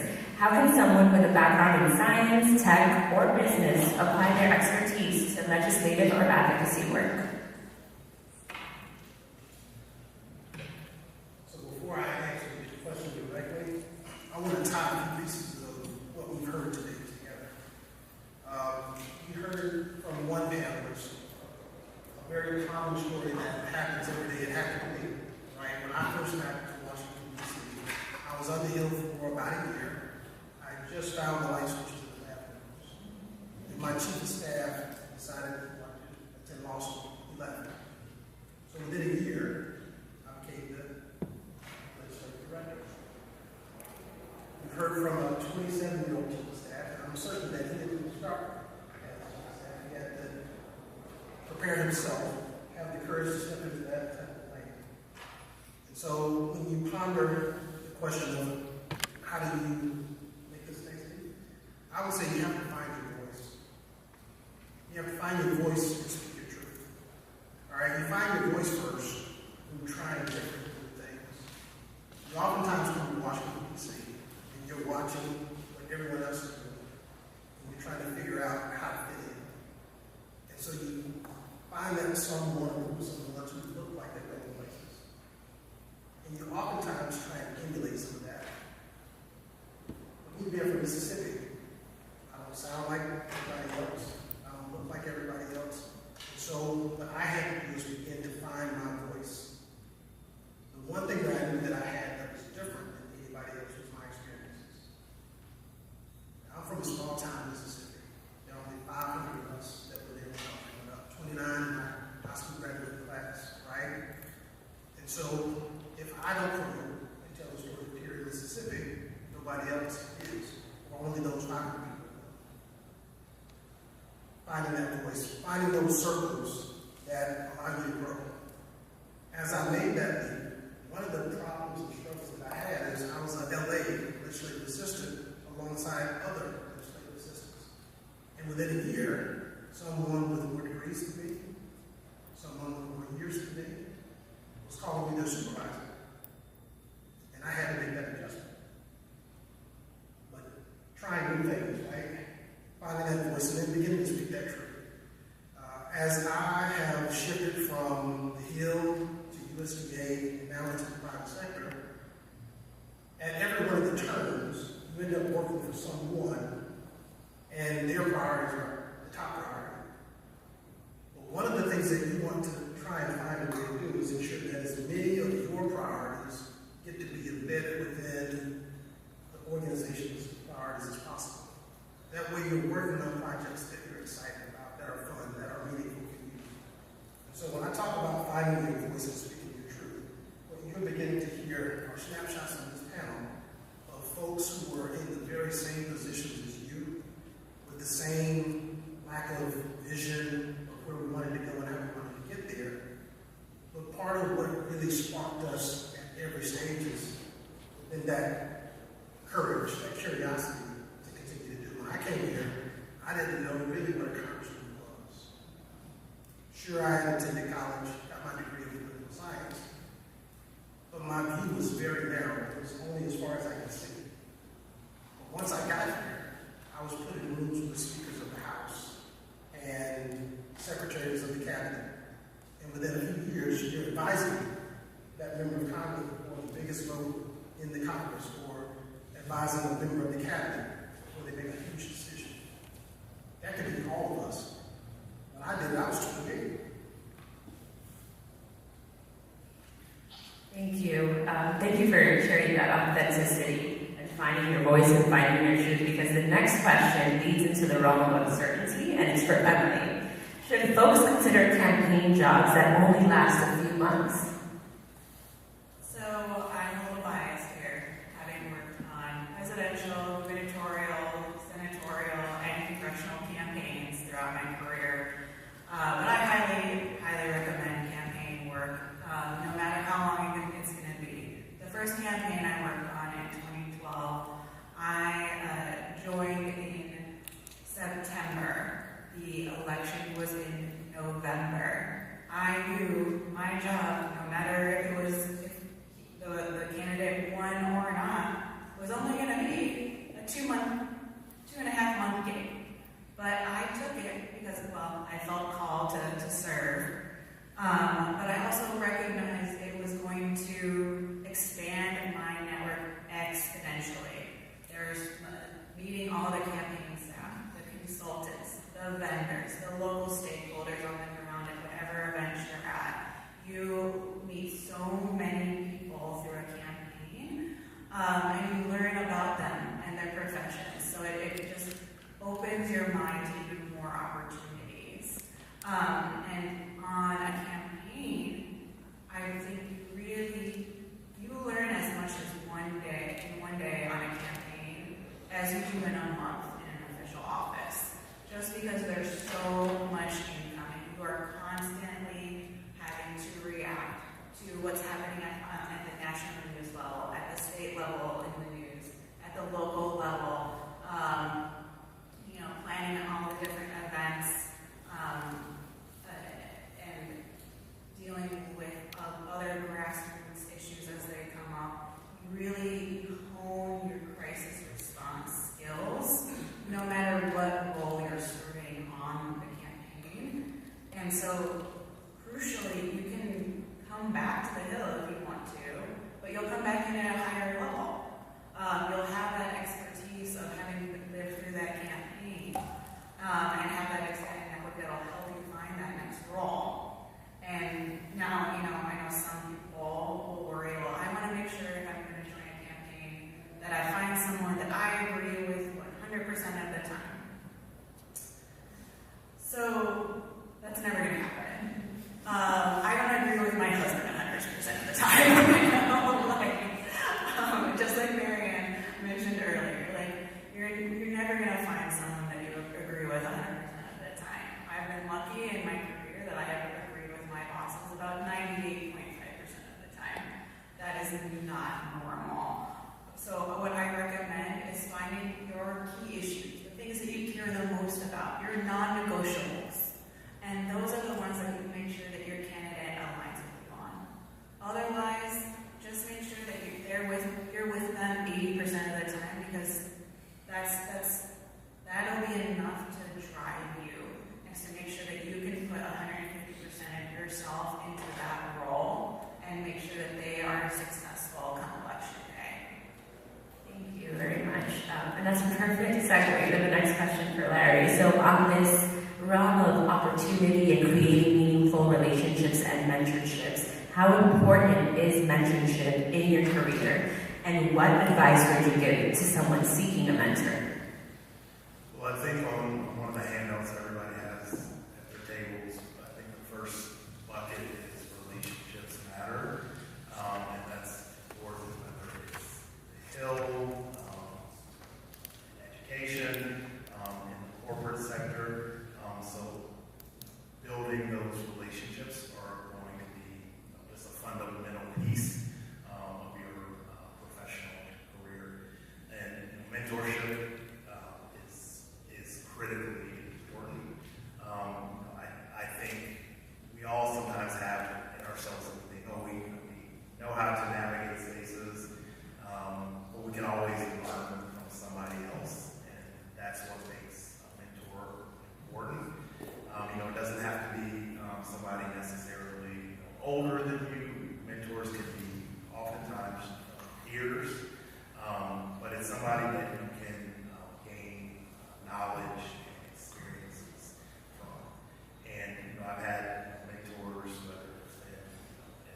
college, in my positions that I've had professionally, whether it's through some of your professional organizations, whether that's fraternities, sororities, having people that can help you navigate these spaces, whether that is resume prep, interview skills, how to network, taking those learnings from other people that have experienced it is it's critical. Somebody mentioned earlier that you don't necessarily need to have a mentor that is in the exact same line of work that you're in. One of my mentors within my own company, they're in the law department. As part of my broader professional network, I have a mentor that works in financial services.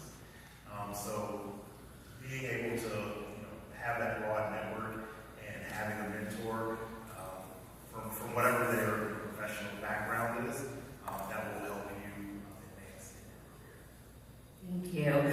Just for a quick check time, we are going to head into our last round of questions for our panelists. So audience, just start thinking about those questions for our Q&A portion.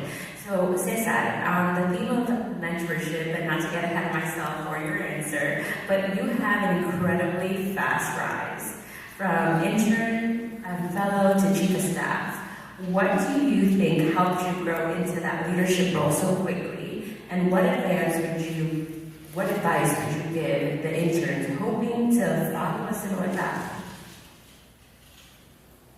Well, they often call it chief of stuff instead of chief of staff because on any given day you're doing whatever problem set that you never expected the day before. You might have an agenda that you planned out, months ahead, and all that goes out the window. You have a new crisis or press conference that pops up that morning. And so a lot of the early stage of my career, and I say early, still early on in my career, all of us are still kind of growing and developing. But when I was a junior staffer, I had a lot thrown my way because of the size of our district being so massive, and it spans just under 50% of the border. So we had a lot of Congress members that were visiting our district, and I had to figure out how to get them from A to B in an SUV rental and take care of our narrow majority and drive them and interact with them and make the agenda as constructive as possible. And so all these little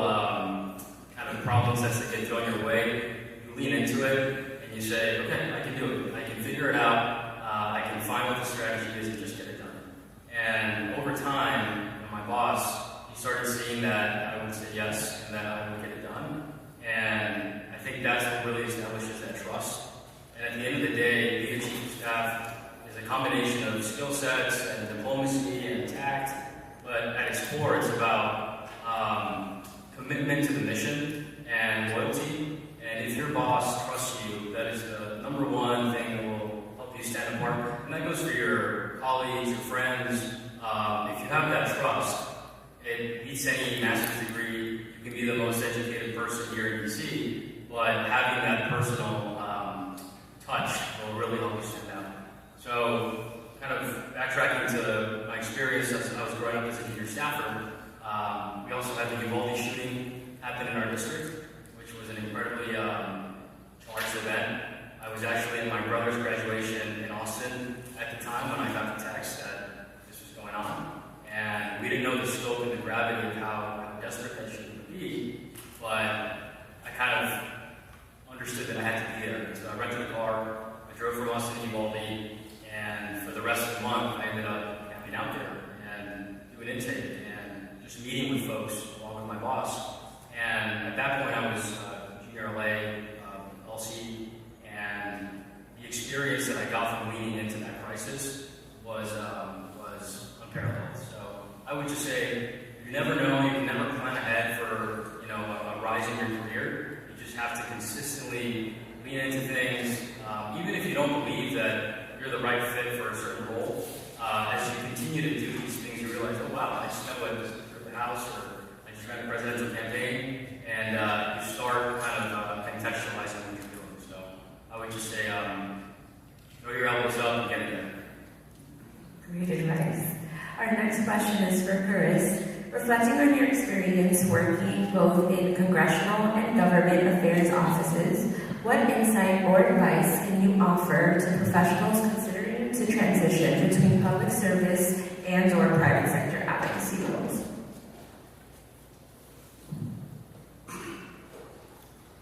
Many of us have heard the saying, it's not what you know, it's who you know. You gotta change that narrative just a bit, spin it around. It's not just what you know, who you know, it's who knows you and what they know about you. We just heard from Cesar talk about how he was rolling up sleeves and doing a lot of that grunt work on the ground in Texas. And of course, he was that thing that gave him that it factor was once the congressman started identifying young things about him, that's what separated him from all of the other peers in the office. And I would say my story is very similar, where even in my time on the Hill or at USDA and that jump into the private sector, it wasn't just having a name idea, the connection with a member of Congress that could get you a pivot to USDA. It's when big policy matters come, like the Farm Bill, when I was here, I helped to write 2 of those, working on rural ag policy. It's rulings right now. Corteva Agriscience went to the local company. Corteva is one of those companies that identifies science innovations to solve those kinds of problems. That's another thing that we're doing, right? We're networking.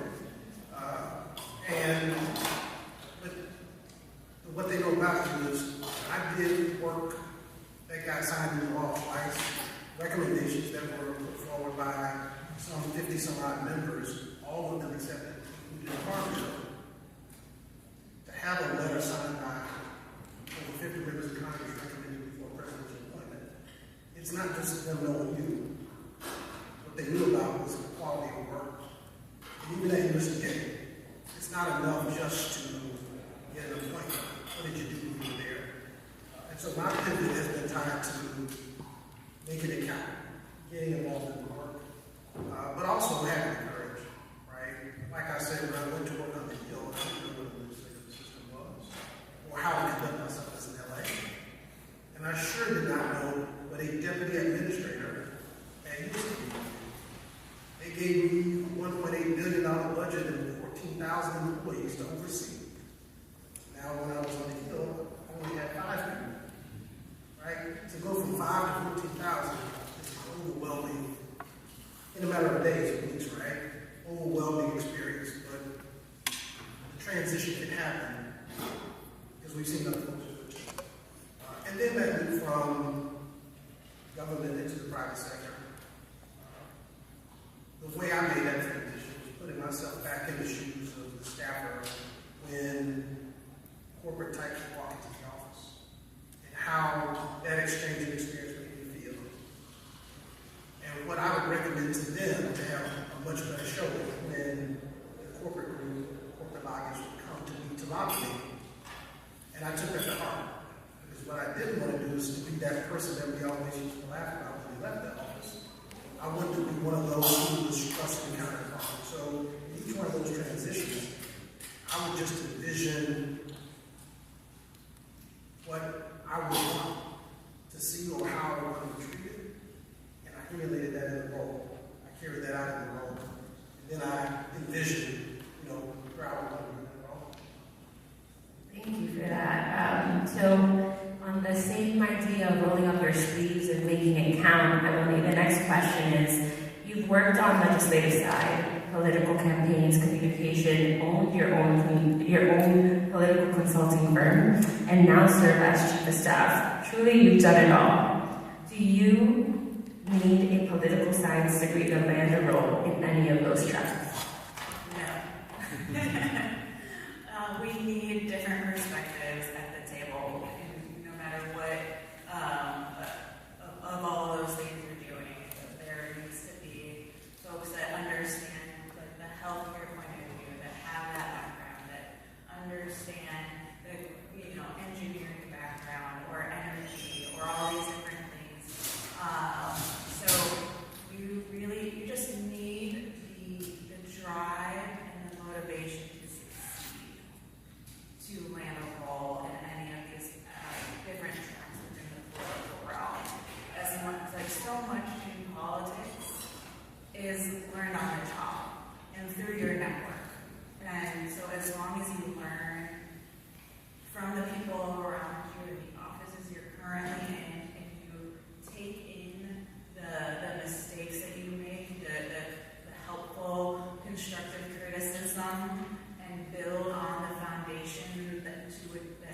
brought to the office, you're going to move up in the world.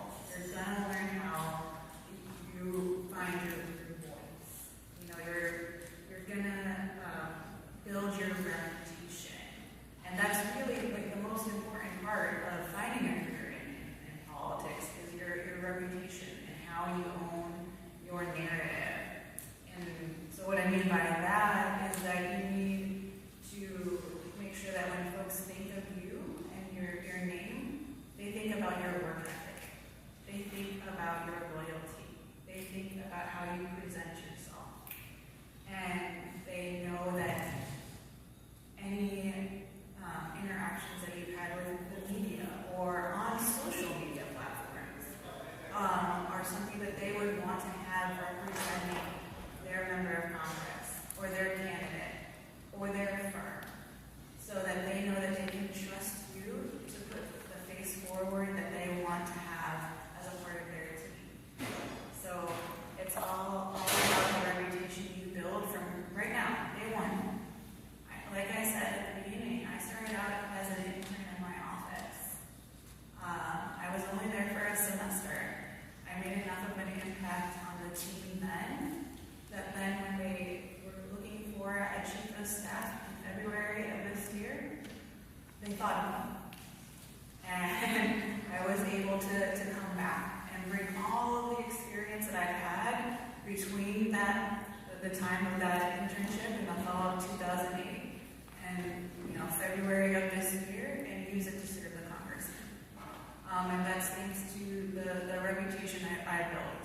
That they know that they can count on me to be a loyal member, a good face for him, and a trusted advisor. Thank you. Larry, the next question is for you. What are some proactive steps you recommend taking to stay competitive in a rapidly evolving job market like Washington, D.C., in this government affairs and policy space? A couple of things. I think first, just going back to that point about the continuous learning, just learning skill sets, being open to learning issues. On the last panel, I think there was a lot of discussion about the issues in the office that you may be working in might not be those that you plan on, but that's the portfolio that you end up with, and that portfolio will actually be your career. So, just having that mindset of continuous learning, I think, is very important. Not being afraid of technology, integrating AI into your daily workflows. I'll be the first to admit I'm horrible at it. We're doing some training courses that work on it, but that is, if we're looking to the future and the future of work, being able to utilize technology, in particular AI, I think that's going to be something that is very important. And I think third is just with your social media, using it in a way that is wise, puts your best foot forward. Somebody said something about, you mentioned doom scrolling earlier, and you can be doom scrolling and see something that you want to comment on or weigh in on, and sometimes you just need to pause and think about it before you take that step, because employers, people in your communities,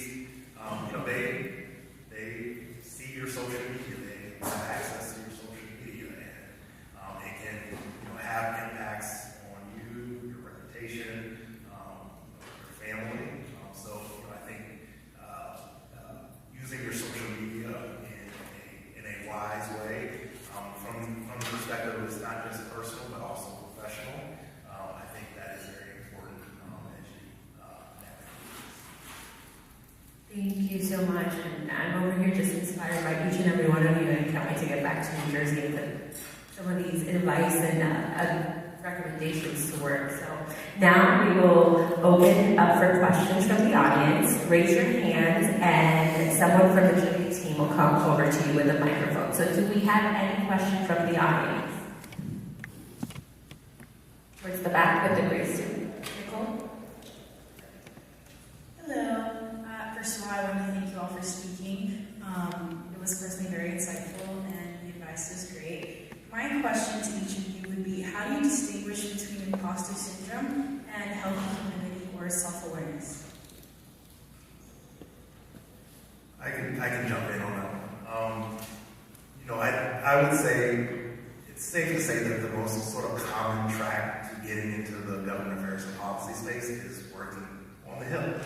And I didn't have that experience, and I will definitely own up to it and admit that I have suffered with and dealt with imposter syndrome because I did not have that experience. So I just had to work a little bit harder in terms of learning the policies, understanding who all the players are, building that network that some folks have already had in place. And it's not impossible to do. I think I'm an example of that. But it goes back to the comment earlier about owning your truth, being your authentic self, and if you're able to do those things and work hard, you can show up and be in and do well in any space. So it's a real thing. I think the first step is accepting it and owning it, and then learning and understanding how to navigate it to move forward. And I'll jump in here in that every single person that you see has felt the burden of imposter syndrome. It's not just limited to interns. And every step of your career, you're going to be confronted with something and think, wait, am I really the person that should be confronting this challenge? And then using that energy of that imposter syndrome to propel you to help meet that challenge. And if you harness it that way, it's going to be a benefit. And I would just add on, harness that energy because it's a positive thing. Like if you're not feeling imposter syndrome every day, it's because you're not in the right scenario and you're comfortable. And there's a healthy dose of anxiety and of just needing to perform a little more. It will help you grow your skill set. And frankly, like Emily said, the most accomplished people in the world still feel that. And there's a healthy relationship with it if you put in the work, right? Because if you don't, then you're not going to live up to those expectations. So use it to get you to force you to work harder. I wasn't going to respond to this question so that we can get another question in or two, but it's a great one, so I will. It's not a disease, right? It's something we all have and we all experience it, especially in this time, because we're so confronted by the different challenges, the different social circles, the different party affiliations, the different everything that's here. And so in each one of those settings, you almost feel as if you have to show up somewhat differently. But you also used another term, you mentioned self-aware. Having that self-awareness, though, is when you can really harness it. And so just wanted to add that part of the context to everything that you said. Amazing advice. Do we have any other questions? Right over here.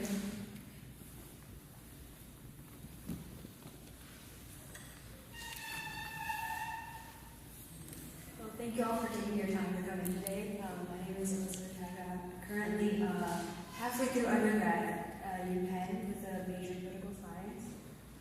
So my kind of question is, in terms of really transitioning from the public to private sector, could you guys give a little bit more insight on this transition and more so suggestions on those who wish to make this transition later on in their career as well? Happy to jump in here. I've jumped between the public and private sector a couple of times, and I think the biggest way to do so successfully is to lean on your network and hearing from other folks who have done it before you and talking to them as you're going through it. You're going to feel growing pains, but your network is going to be there for you. If you tell them that you are feeling out of, like a fish out of water, people are going to help you through that transition. that everyone in UBC has gone through this transition once or twice, probably many. So everyone understands and wants to, or at least most people want to help and support you because someone did that for them, and so they want to give back. I know I want to be able to do that, and I'm sure everyone else, people here, feels that same way. Like we want to help other people coming up behind us succeed. So use your network to help you feel comfortable and meet the challenge of a transition like that. The way I would respond to the challenge of giving advice about the link between the public and private sector is almost like how a doctor would tell you that they don't like to diagnose or perform, right? The advice or the diagnosis is specific to the individual. And so one would really have to unpack what matters to you. But I can tell you in my journey, public sector has a different value set. You know, I made the decision to go into public sector for a series of reasons. And I enjoyed my time in public service because of those reasons. And then my decision to move into the private sector was motivated by different reasons. And so for me, at the time, it was growth. It was an investment in myself. It was an investment in education in the public sector. 3 years later, on the private sector side, or the decision to move to the private sector, it was what type of financial stability, job security. In the public sector space, as a person in the elected and appointed spaces, every 2 years, there's a roller coaster. Every 2 years. Started in the campaign space, right? Where in those dog years of campaigns and or the hill cycle, those 4-month campaigns or those 2-year election cycles, you learn a lot, but it's brutal. Get a lot of miles on the tires. But I would say in that private sector space, it's a much different scenario. If you're in a publicly traded company, right, the motivation for the company may be show profit values, EBITDA, earnings before interest, taxes, etc. And many of your decisions day to day, or the advocacy that you're doing, is being pushed by that. So, very different reasons. Happy to connect offline to walk through each individual scenario. But I would say be wary of the very broad advice that anyone gives you when you're making a decision based on that, because each person's circumstances are different. Great, thank you. We have one more question from our Chile Law Fellow. Hi, my name is Emilio Diaz. I am a law student at St. Mary's, and I wanted to ask each one of you, what is one quality that differentiated you folks from your peers inside of your first entry-level position at the Hill? Emily, you want to tackle that question first? Sure. I think it was determination in that, like I said, no one in my family had worked in politics before, but I showed up the first day of my internship determined to figure out how to be the best intern, to represent the office well, to take on the challenge and learn as much as humanly possible and help the staff in whatever they needed. When I was an intern, I didn't drink coffee yet. I was young. I had all this energy. Don't worry, I drink coffee now. A lot. I have 2 kids. But as an intern, they asked me to make coffee for the office. I had never made a coffee, for anybody, but I figured it out. I'm pretty sure that first pot of coffee wasn't great, but I figured out how to make it and how to help the staff be awake to do their job. And no task was too small for me to figure out to show my determination to do a job well done for them. I would say being humble. No task is unimportant. We all have degrees of knowledge and worked hard, but sometimes you gotta get coffee, you gotta make copies, you might have to drive a car. If you're willing to do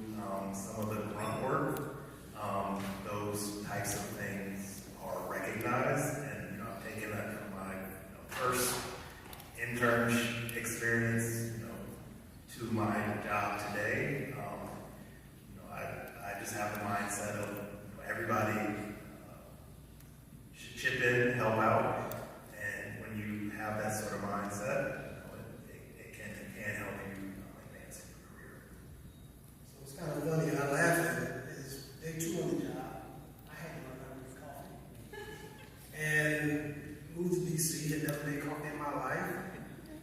Put it on, I was proud. 15 minutes later, the congressman walks into the room and says, "Who the hell made coffee?" Very proud of myself. "I did, sir. We're getting here and clean this shit up." Nervous, I walked in. I did not put a filter. I would not last long, but I had to tell the story. But to answer your question now, it got fun once I figured out what the superpower was. Anybody ever seen the movie Superman? Right? Superman on the playground can run, and all of a sudden is outrunning everybody. Superman all of a sudden is jumping and hovers for a bit, but then had to learn how to leap tall buildings and single down, fly.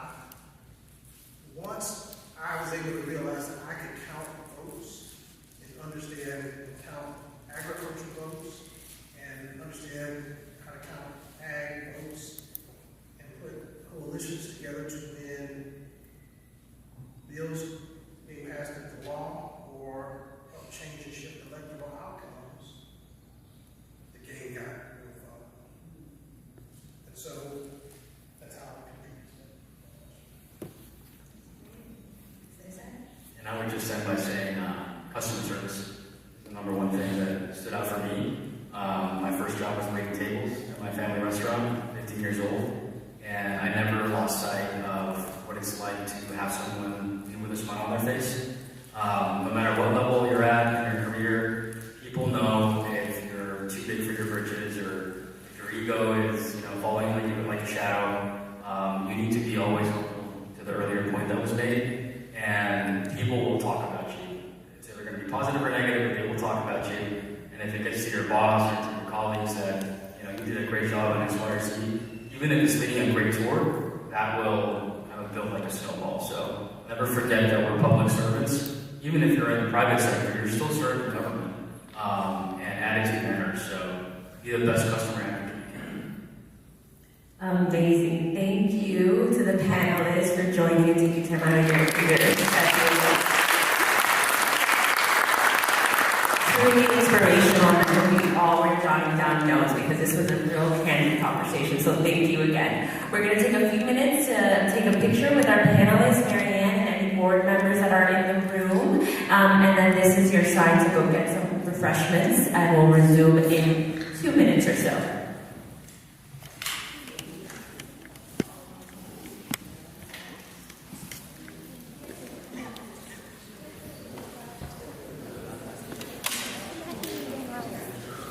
Do you know how to use this? You do? Okay. Also, just so I'm you gonna take know, there are flyers for Catch Build, which is an AI-powered tool that helps students track their skills. So if you're able to scan a QR code and you will log your skills in, there'll be a prize for the person who logs in the most. Yeah. So just make sure to do that.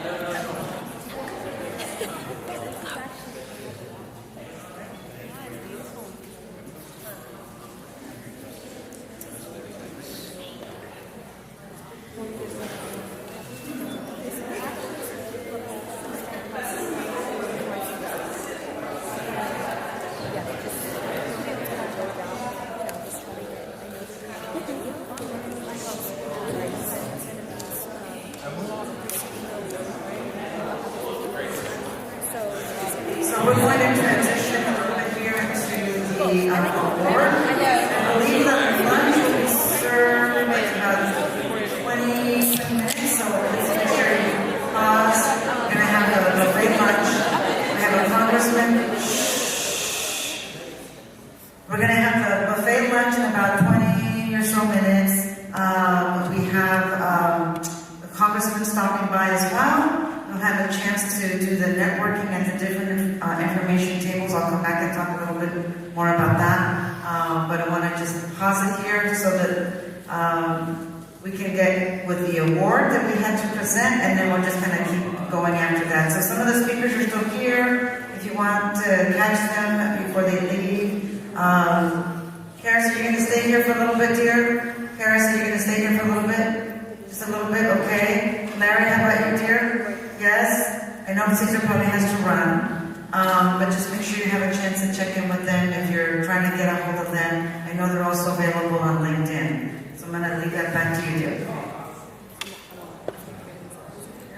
I'm so happy I figured out this microphone now. Alrighty, so we are going to continue with our program. This portion of the program is truly special for me and for Chile. We'll be honoring Wendy Martinez, which she was a former Chile global leader, and she really set the foundation for our alumni board. If I could please ask for a sign of respect as we pay honor to Wendy Martinez. And so today we will be presenting the Wendy Martinez Chile Alumni Community Engagement Award to an alumnus in recognition of her ambassadorship of Chile's mission, purpose, and focus. The Wendy Martinez Chile Alumni Community Engagement Award is named in honor of Wendy Martinez, a 2005 Chile Internship Program alumna whose life was tragically cut short at a young age in 2018. Wendy was a founding member of the Chile Alumni Association and led the team who wrote the bylaws and charter to establish the Chile Alumni Association. Young leaders are the future and the leaders of the change in the U.S. and around the world. Wendy was passionate about advancing the Hispanic community through diversity of thought. The recognition established in her name in 2019 honors emerging leaders who work hard to achieve their professional and personal goals. It is my honor to award this year's Wendy Martinez Award to Keith Fernandez. While Keith is unfortunately not able to be here, I will still continue with my speech to him because he will be seeing it virtually.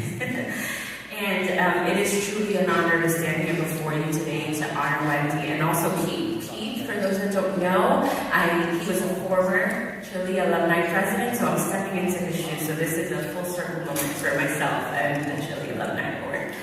So what an honor it is to stand before you today, representing the Chile Alumni Board and even more importantly, continuing Wendy's legacy by recognizing those who lead without fear and inspire everyone around them. Today's honoree embodies exactly that, a leader who ignites, empowers, and uplifts. Keith Fernandez has empowered so many of us in this room, including me. I remember my second round of interviews for the staff assistant role in the office of the Honorable Ross Layden.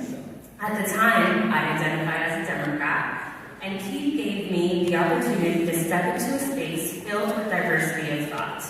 He led with honesty and clarity, outlining both the opportunities and the challenges that I might face if hired. While today is not about me, I share this story to show how one conversation, one act of mentorship, changes the trajectory of someone's life. This moment sparked my career and personal growth, and thanks to Keith and the team that he was a part of, I've had countless opportunities since then. Even though this internship/staff assistant role was nearly 8-9 years ago, the impact still fuels my flame today, especially in moments when the world tries to dim it. So Keith, like Wendy, represents the kind of leadership that doesn't just occupy space, it creates space for others to rise. Today, I have the honor of lighting that flame once again, this time in celebration of Wendy's enduring spirit and in recognition of Keith Fernandez for the tremendous leader he is and the legacy he continues to build today throughout his daily work. Now, like I mentioned before, unfortunately he cannot be here, so I will be delivering his acceptance award speech. So, in the great words of Keith Fernandez, thank you so much, firstly. I'm so disappointed I wasn't able to join you in person today, but you'll be glad to hear that tax dollars are being put to good use since it was a work-related conflict that prevented me from being here. Truly true to character. My sincere thanks to Lucinda Borgay, our new and many would say improved Alumni Association president. I'm reading this alongside with you, so for delivering this speech on my behalf. I'm deeply grateful to her and the Chile Alumni Association Board for for the award and to Elise Ramirez for the nomination. I'm especially proud to receive the Wendy K. Martinez Chile Alumni Community Engagement Award because we are all called to follow Wendy's example. Wendy was a servant leader who put her community before herself and did so in every aspect of her life. Her memory reminds us to ensure service to others is the lotus of our lives. During my time as an Alumni Association president, I was proud to work with the board and Chile's president and CEO, Mary Ann Gomez, to establish the Wendy Martinez Scholarship, establish the South Florida chapter, support the alumni through informal mentorship, and the establishment of dues to fund the Alumni Association's work. I was also humbled to work with Mary Ann on the establishment of the Lincoln Diaz Ballard Fellowship, which helped ensure Chile alums to return to Capitol Hill to launch their public service career. Chile has changed my life, and it has changed the life of nearly everyone in this room. Like Wendy, it is our duty to give back with our time, talent, and yes, treasure. I'm deeply honored to receive this award, especially because it bears Wendy's name. Being a Chile alumnus is amongst the highest honor of my life, and I hope that we can all continue to live up to the high bar Wendy set for us. Thank you, and thank you, Keith. I will now pass it on to Mary Ann.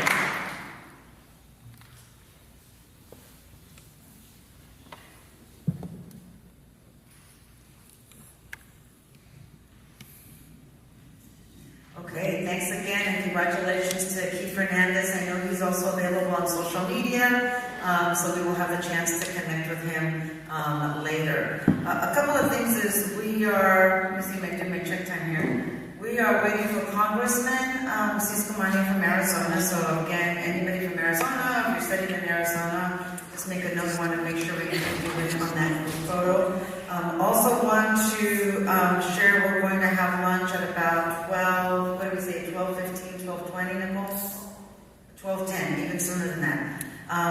And then you have around you the following organizations. There's a chief administrative office that has an information table here as well. That's where you can go and get information regarding if you're interested maybe coming back for a different kind of internship. They can help you also sign up for newsletters for information so that they can help you with your resume, cover letters, anything else that you might need. It's also a great opportunity, even if you are an intern now, to just reach out to them, make sure they know that you're here and that you may be interested in another opportunity down the road, because they do keep tabs. So this is kind of like your little internal human resources department. They're awesome to be able to help with that. We also have the Congressional Hispanic Staff Association. You had a chance to learn from Leonardo earlier, so definitely an opportunity to connect with them, to learn a little bit more about what they do, how they support, and while you're here, find out what it is, what it takes to be a member of the organization, or make sure that you find out when all the networking events are, all of the opportunities to engage with others while you're here, even if it is for a short time. The other is the GOP Latino Staff Association. Again, you heard from Patrick earlier, but just to make sure that you have an opportunity to learn about their events while you're here as an intern, connect with them. The other thing that these two associations and everybody else will be able to share with you is, okay, as an intern, you're on a tight budget. Where do I go during a briefing to find that extra sandwich, that happy hour event? Even if you're not 21, there's always an event or something going on to make sure that you can connect with people. So don't think that just because there's a bunch of happy hours, there's always an opportunity to figure out how to connect with people and make your budget stretch. We also have the privilege of having with us all the way from Arkansas, from the University of Arkansas, Clinton School of Public Service. Make sure that you stop by. They have an in-person program and also a virtual program. It is the only master's in public service in the United States. So again, very different than a public policy or a public administration degree. This is specifically on public service. If you do the program in person, There's also an opportunity for like an international capstone project. Had the opportunity to work with them, and we're in the middle of putting together a collaborative partnership. So definitely want to make sure that you have the chance to get to meet them. If it's something that you are not sure you're interested in, again, this is an opportunity to stretch yourself a little bit and learn from different people, get to make some new friends, make some new connections. And I'm just checking really quick to see the congressman is on his way, so I'm going to flip a little bit here and then share a couple of things from the other sheet that we were back at, just to kind of wrap that up as the congressman makes his way over. A couple of things that people mentioned earlier was the number one that's on this sheet, and that's that relationships matter. So relationships matter in a couple of different ways. One is, take a pause to kind of really think about who is in the office that you're working with and working for, and make sure you take the time to kind of establish yourself and establish those relationships. So that's one part of the relationships. The other is, don't worry about whether there's a relationship that you need to make with someone who's older. Sometimes people your same age or even younger are important connections. So make sure that you take the time to get to know them. Don't think that somebody that's younger than you is someone that you shouldn't bother with. Some of my best mentors, honestly, are younger than me, because I'm kind of at that age where I'm like, okay, I get it, I can give advice, but really the other people who I'm really learning from are people who are younger than me and people who worked on the Hill, because I didn't work on the Hill. So that's an experience that I don't have, which is kind of a little bit of a unique experience here in Washington. Sometimes you think that everyone you meet had that Hill experience, but not all of us did. So I'm constantly learning from people who are on the Hill.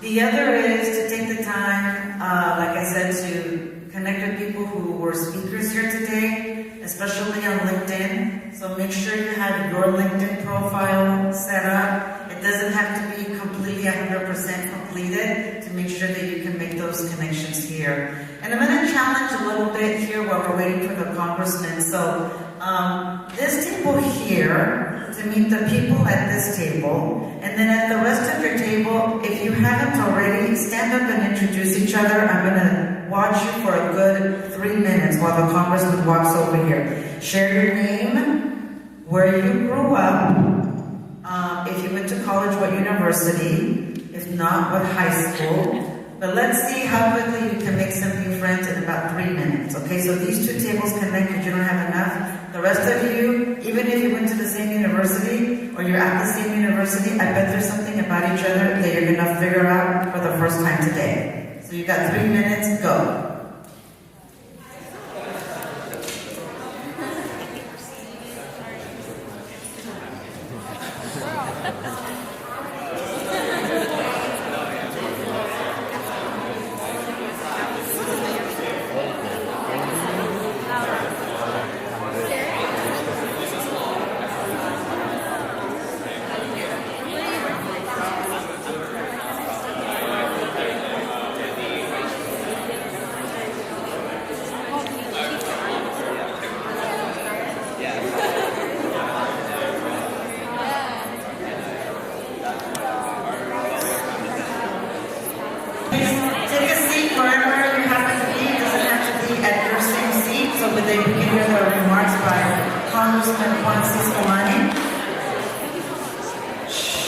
So you can jump back on the networking, and the lunch is being served while you were networking, so you can please take your seats.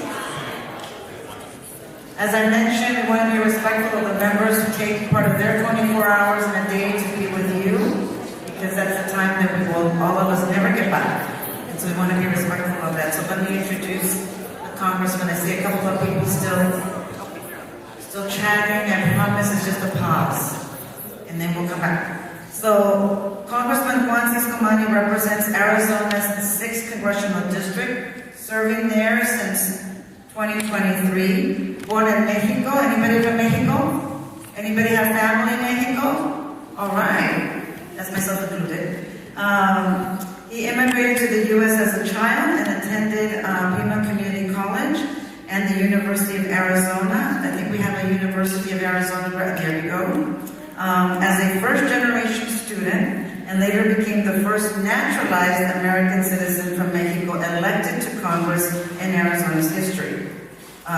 Before his election, he was a senior advisor to Arizona Governor Doug Ducey and vice chair of the Arizona-Mexico Commission. And just to share, because the congressman wasn't here when I said this earlier, is we want to make sure that we all have an opportunity to meet people, different backgrounds, different perspectives. I was joking around with the students earlier and the guests here that sometimes the different perspectives are right in your own family. I'm of Mexican heritage, born in California. My husband was born in Cuba. He's also the only child. I'm the eldest of 5. Total clash.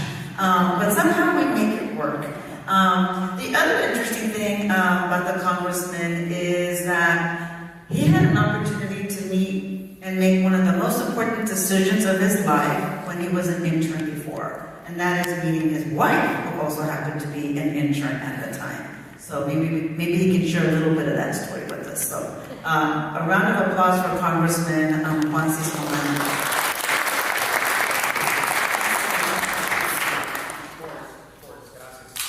Thank you so much for the invite. Thank you for having me. This is great. It's an honor to be here. And yes, actually, just maybe coincidence, but Laura's here with me as well. So I'll share a little bit about that in a second.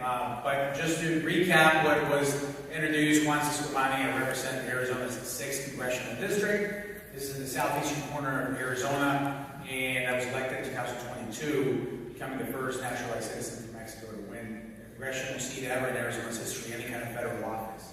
And, you know, interestingly enough, it's from a district that is about 21% Hispanic. So it's not a Hispanic dominant district, let's say, or a minority majority district.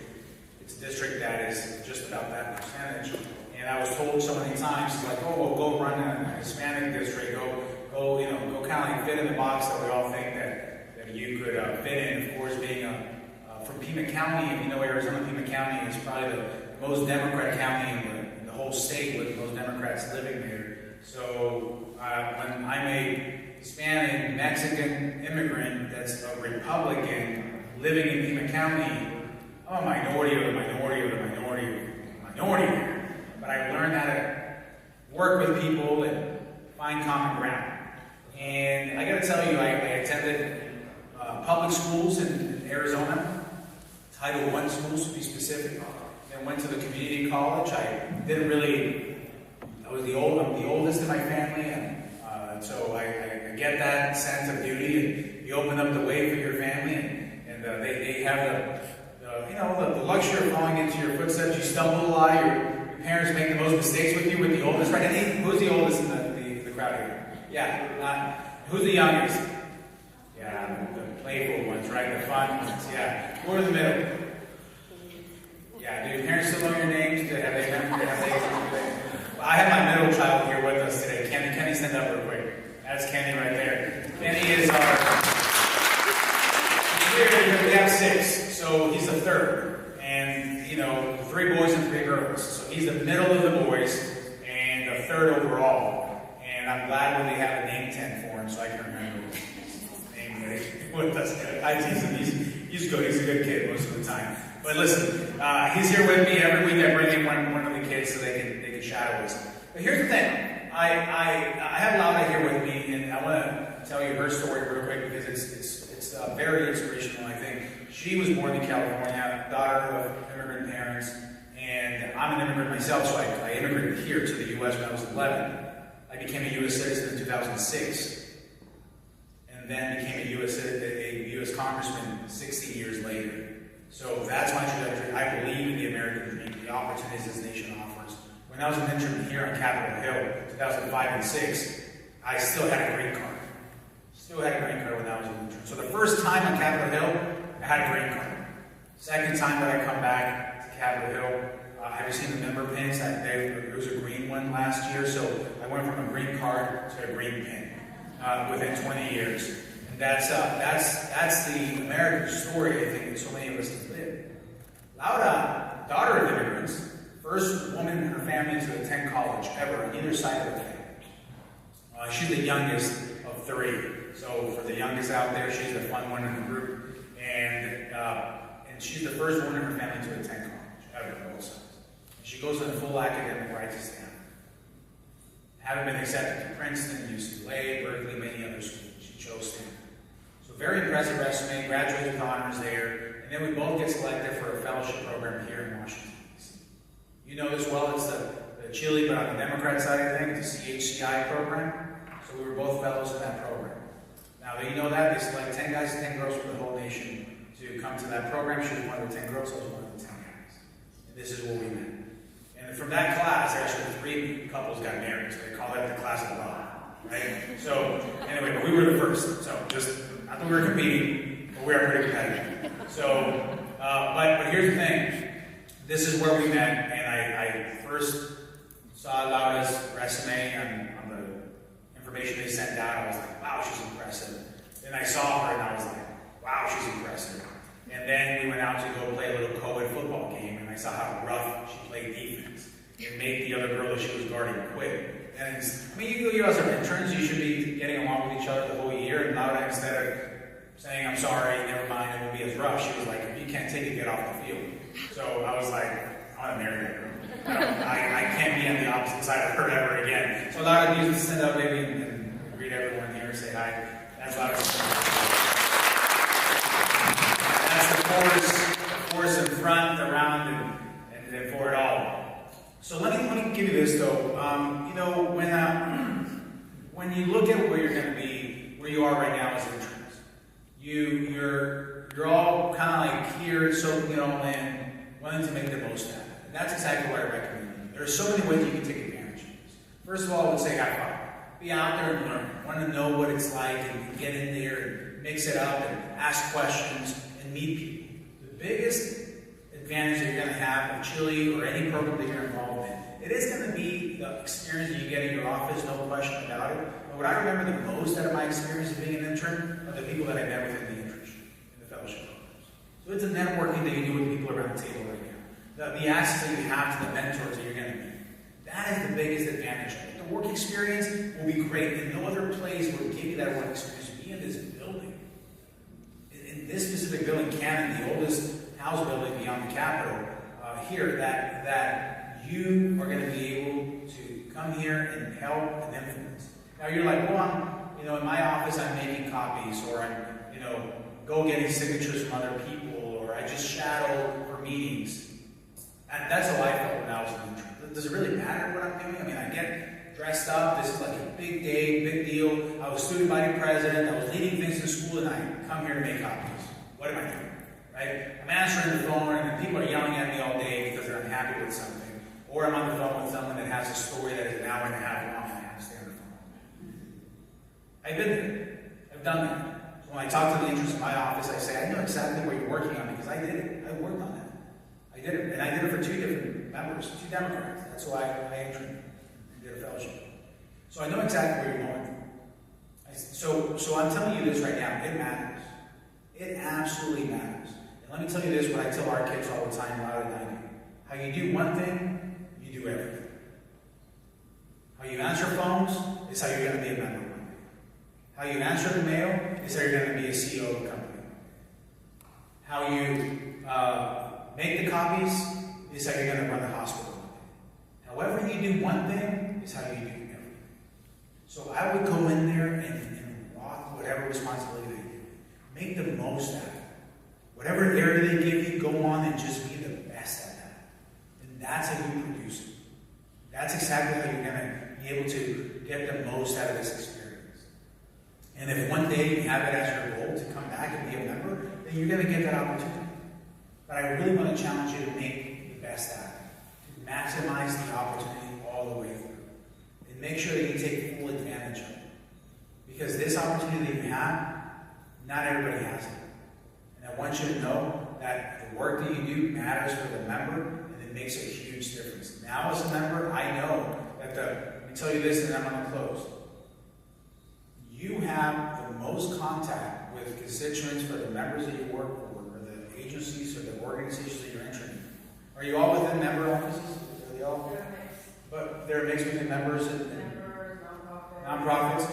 Well, for those on the Hill and even on the nonprofits, you will have the most contact. I tell my interns in my office, I said, you will have more contact with my constituents than anyone else in this office. Think of that responsibility. Because whoever calls into the office, they talk to the interns most of the time, or interns help with the mail program, and so on. So my biggest, strongest, and broadest way to communicate with my constituents, those that keep sending me back here, is through those that operate those programs. So it's extremely important that you know that what you do makes a difference in this place. And we as members are very grateful for that. And as first generation, many of you, or you're out here for the first time, how many of you this is your first time visiting Washington, D.C. as being an intern? Look at that, right?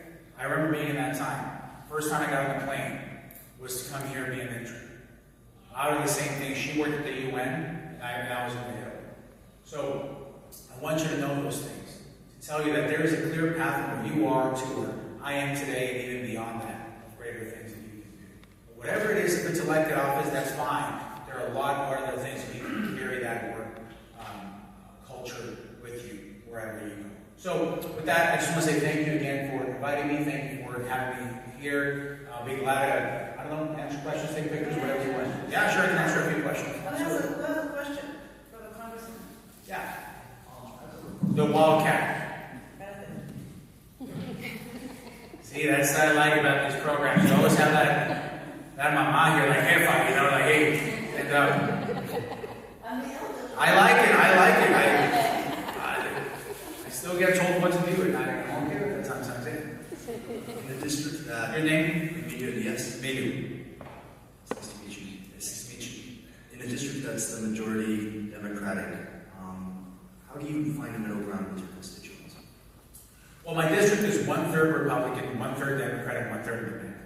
So it's a very purple district. And it's a district that gets targeted by both sides all the time. So a lot of money is spent in winning this election.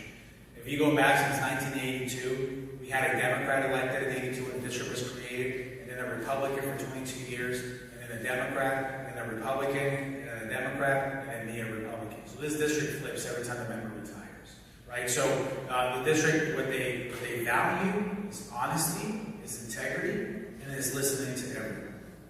Just don't live on this side where you ignore the other side. You can't do that. So how I find the middle ground is always looking for the opportunities where we have common ground. It's not so much middle ground that I strive for, because if you're in the middle on everything, then you really don't stand for anything. So I know where I stand. I'm a conservative, I'm a Republican, I know what I believe, I know what I stand for. And on top of that, I try to find common ground. What do we agree on? If it's 90%, then my gosh, we can work on a lot of things together. But if it's 9%, let's put in some work and see if it's that, if it's school choice, if it's low taxes for businesses, if it's low regulation on energy, if it's immigration reform, if it's workforce, if it's international trade, whatever it may be, there's got to be an area there that we can surely lock arms and work on. So that's been the approach that I take in my career, and I think that's what gets me reelected as well. Okay, one more question. These two also happen to be just, are summer law fellows. Oh, great. The pros.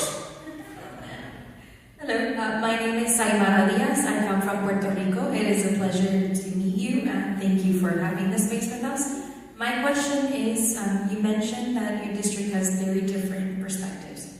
How do you reconcile these different perspectives within your work through the different changes in administration? Yeah, great question. So the administration changed, really, the administration switching, going from Democrat to Republican, it really does change the environment in Washington. I can tell that from my first term to this term. It really does impact in so many different ways. So the way that I reconcile it all is that I'm always willing to listen. Whenever I meet with my constituents or people in the office, I always got a pen and paper and say, what's on top of your mind? When we were battling this whole thing in the reconciliation process, and I led the fight to keep and protect Medicaid in a way that people can still access it, that they truly need it. I did a lot of studying, I did a lot of listening, I did a lot of listening. And that's one thing that nowadays, this is actually a great question to close with. let me tell you this, you're going to be challenged with this because today's society, today's world expects you to have the answers for everything. And I was just at a meeting right now, a couple of meetings ago from this, on a topic that I know very well, which is immigration and work visas. And the speaker that was there, basically through her presentation, told me there's a lot we still do not know. And this is a topic that I consider myself an expert.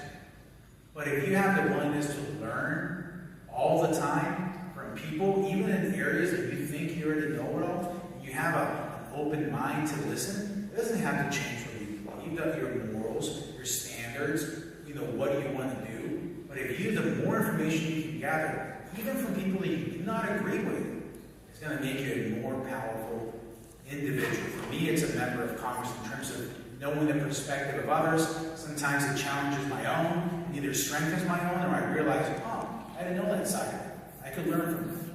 So how do you take all these groups of people, and right now, what society needs is people that are willing to talk to the people they do not agree with. We hang out with people that we agree with, that look like us, that talk like us, that act like us, then there is no challenge in it. If you're not being challenged, you're not growing. And if you're not growing, you're not advancing. Not advancing, you can't make the change that you want to change. So I challenge you all. Go listen. Go and ask questions. Go and be humble and say, I do not know the answer.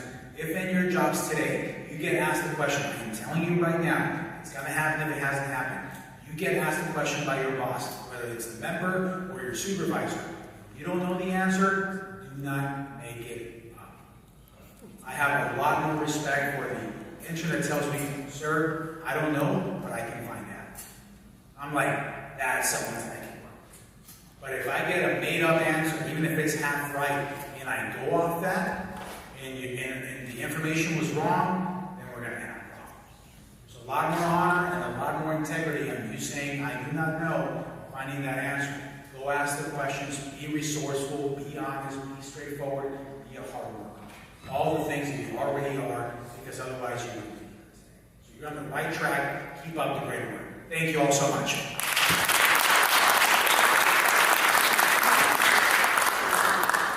So I'm going to ask to join us for a photo with the congressman here and the speakers. I know there's some of you that were still here. If you could please join us, and also the leads of the information tables. If you can also please join us for a photo with the congressman. And with that, I'm going to leave and wrap the program up. Lunch looks like it's served up there in the back. So if you also are from Arizona, excuse me, Laura, you can't leave either. We want you and your son in the photo. No sneaking out. If you were a student at a university in Arizona or from Arizona, you also can join us for a photo. So come on to join us for a photo to wrap it up.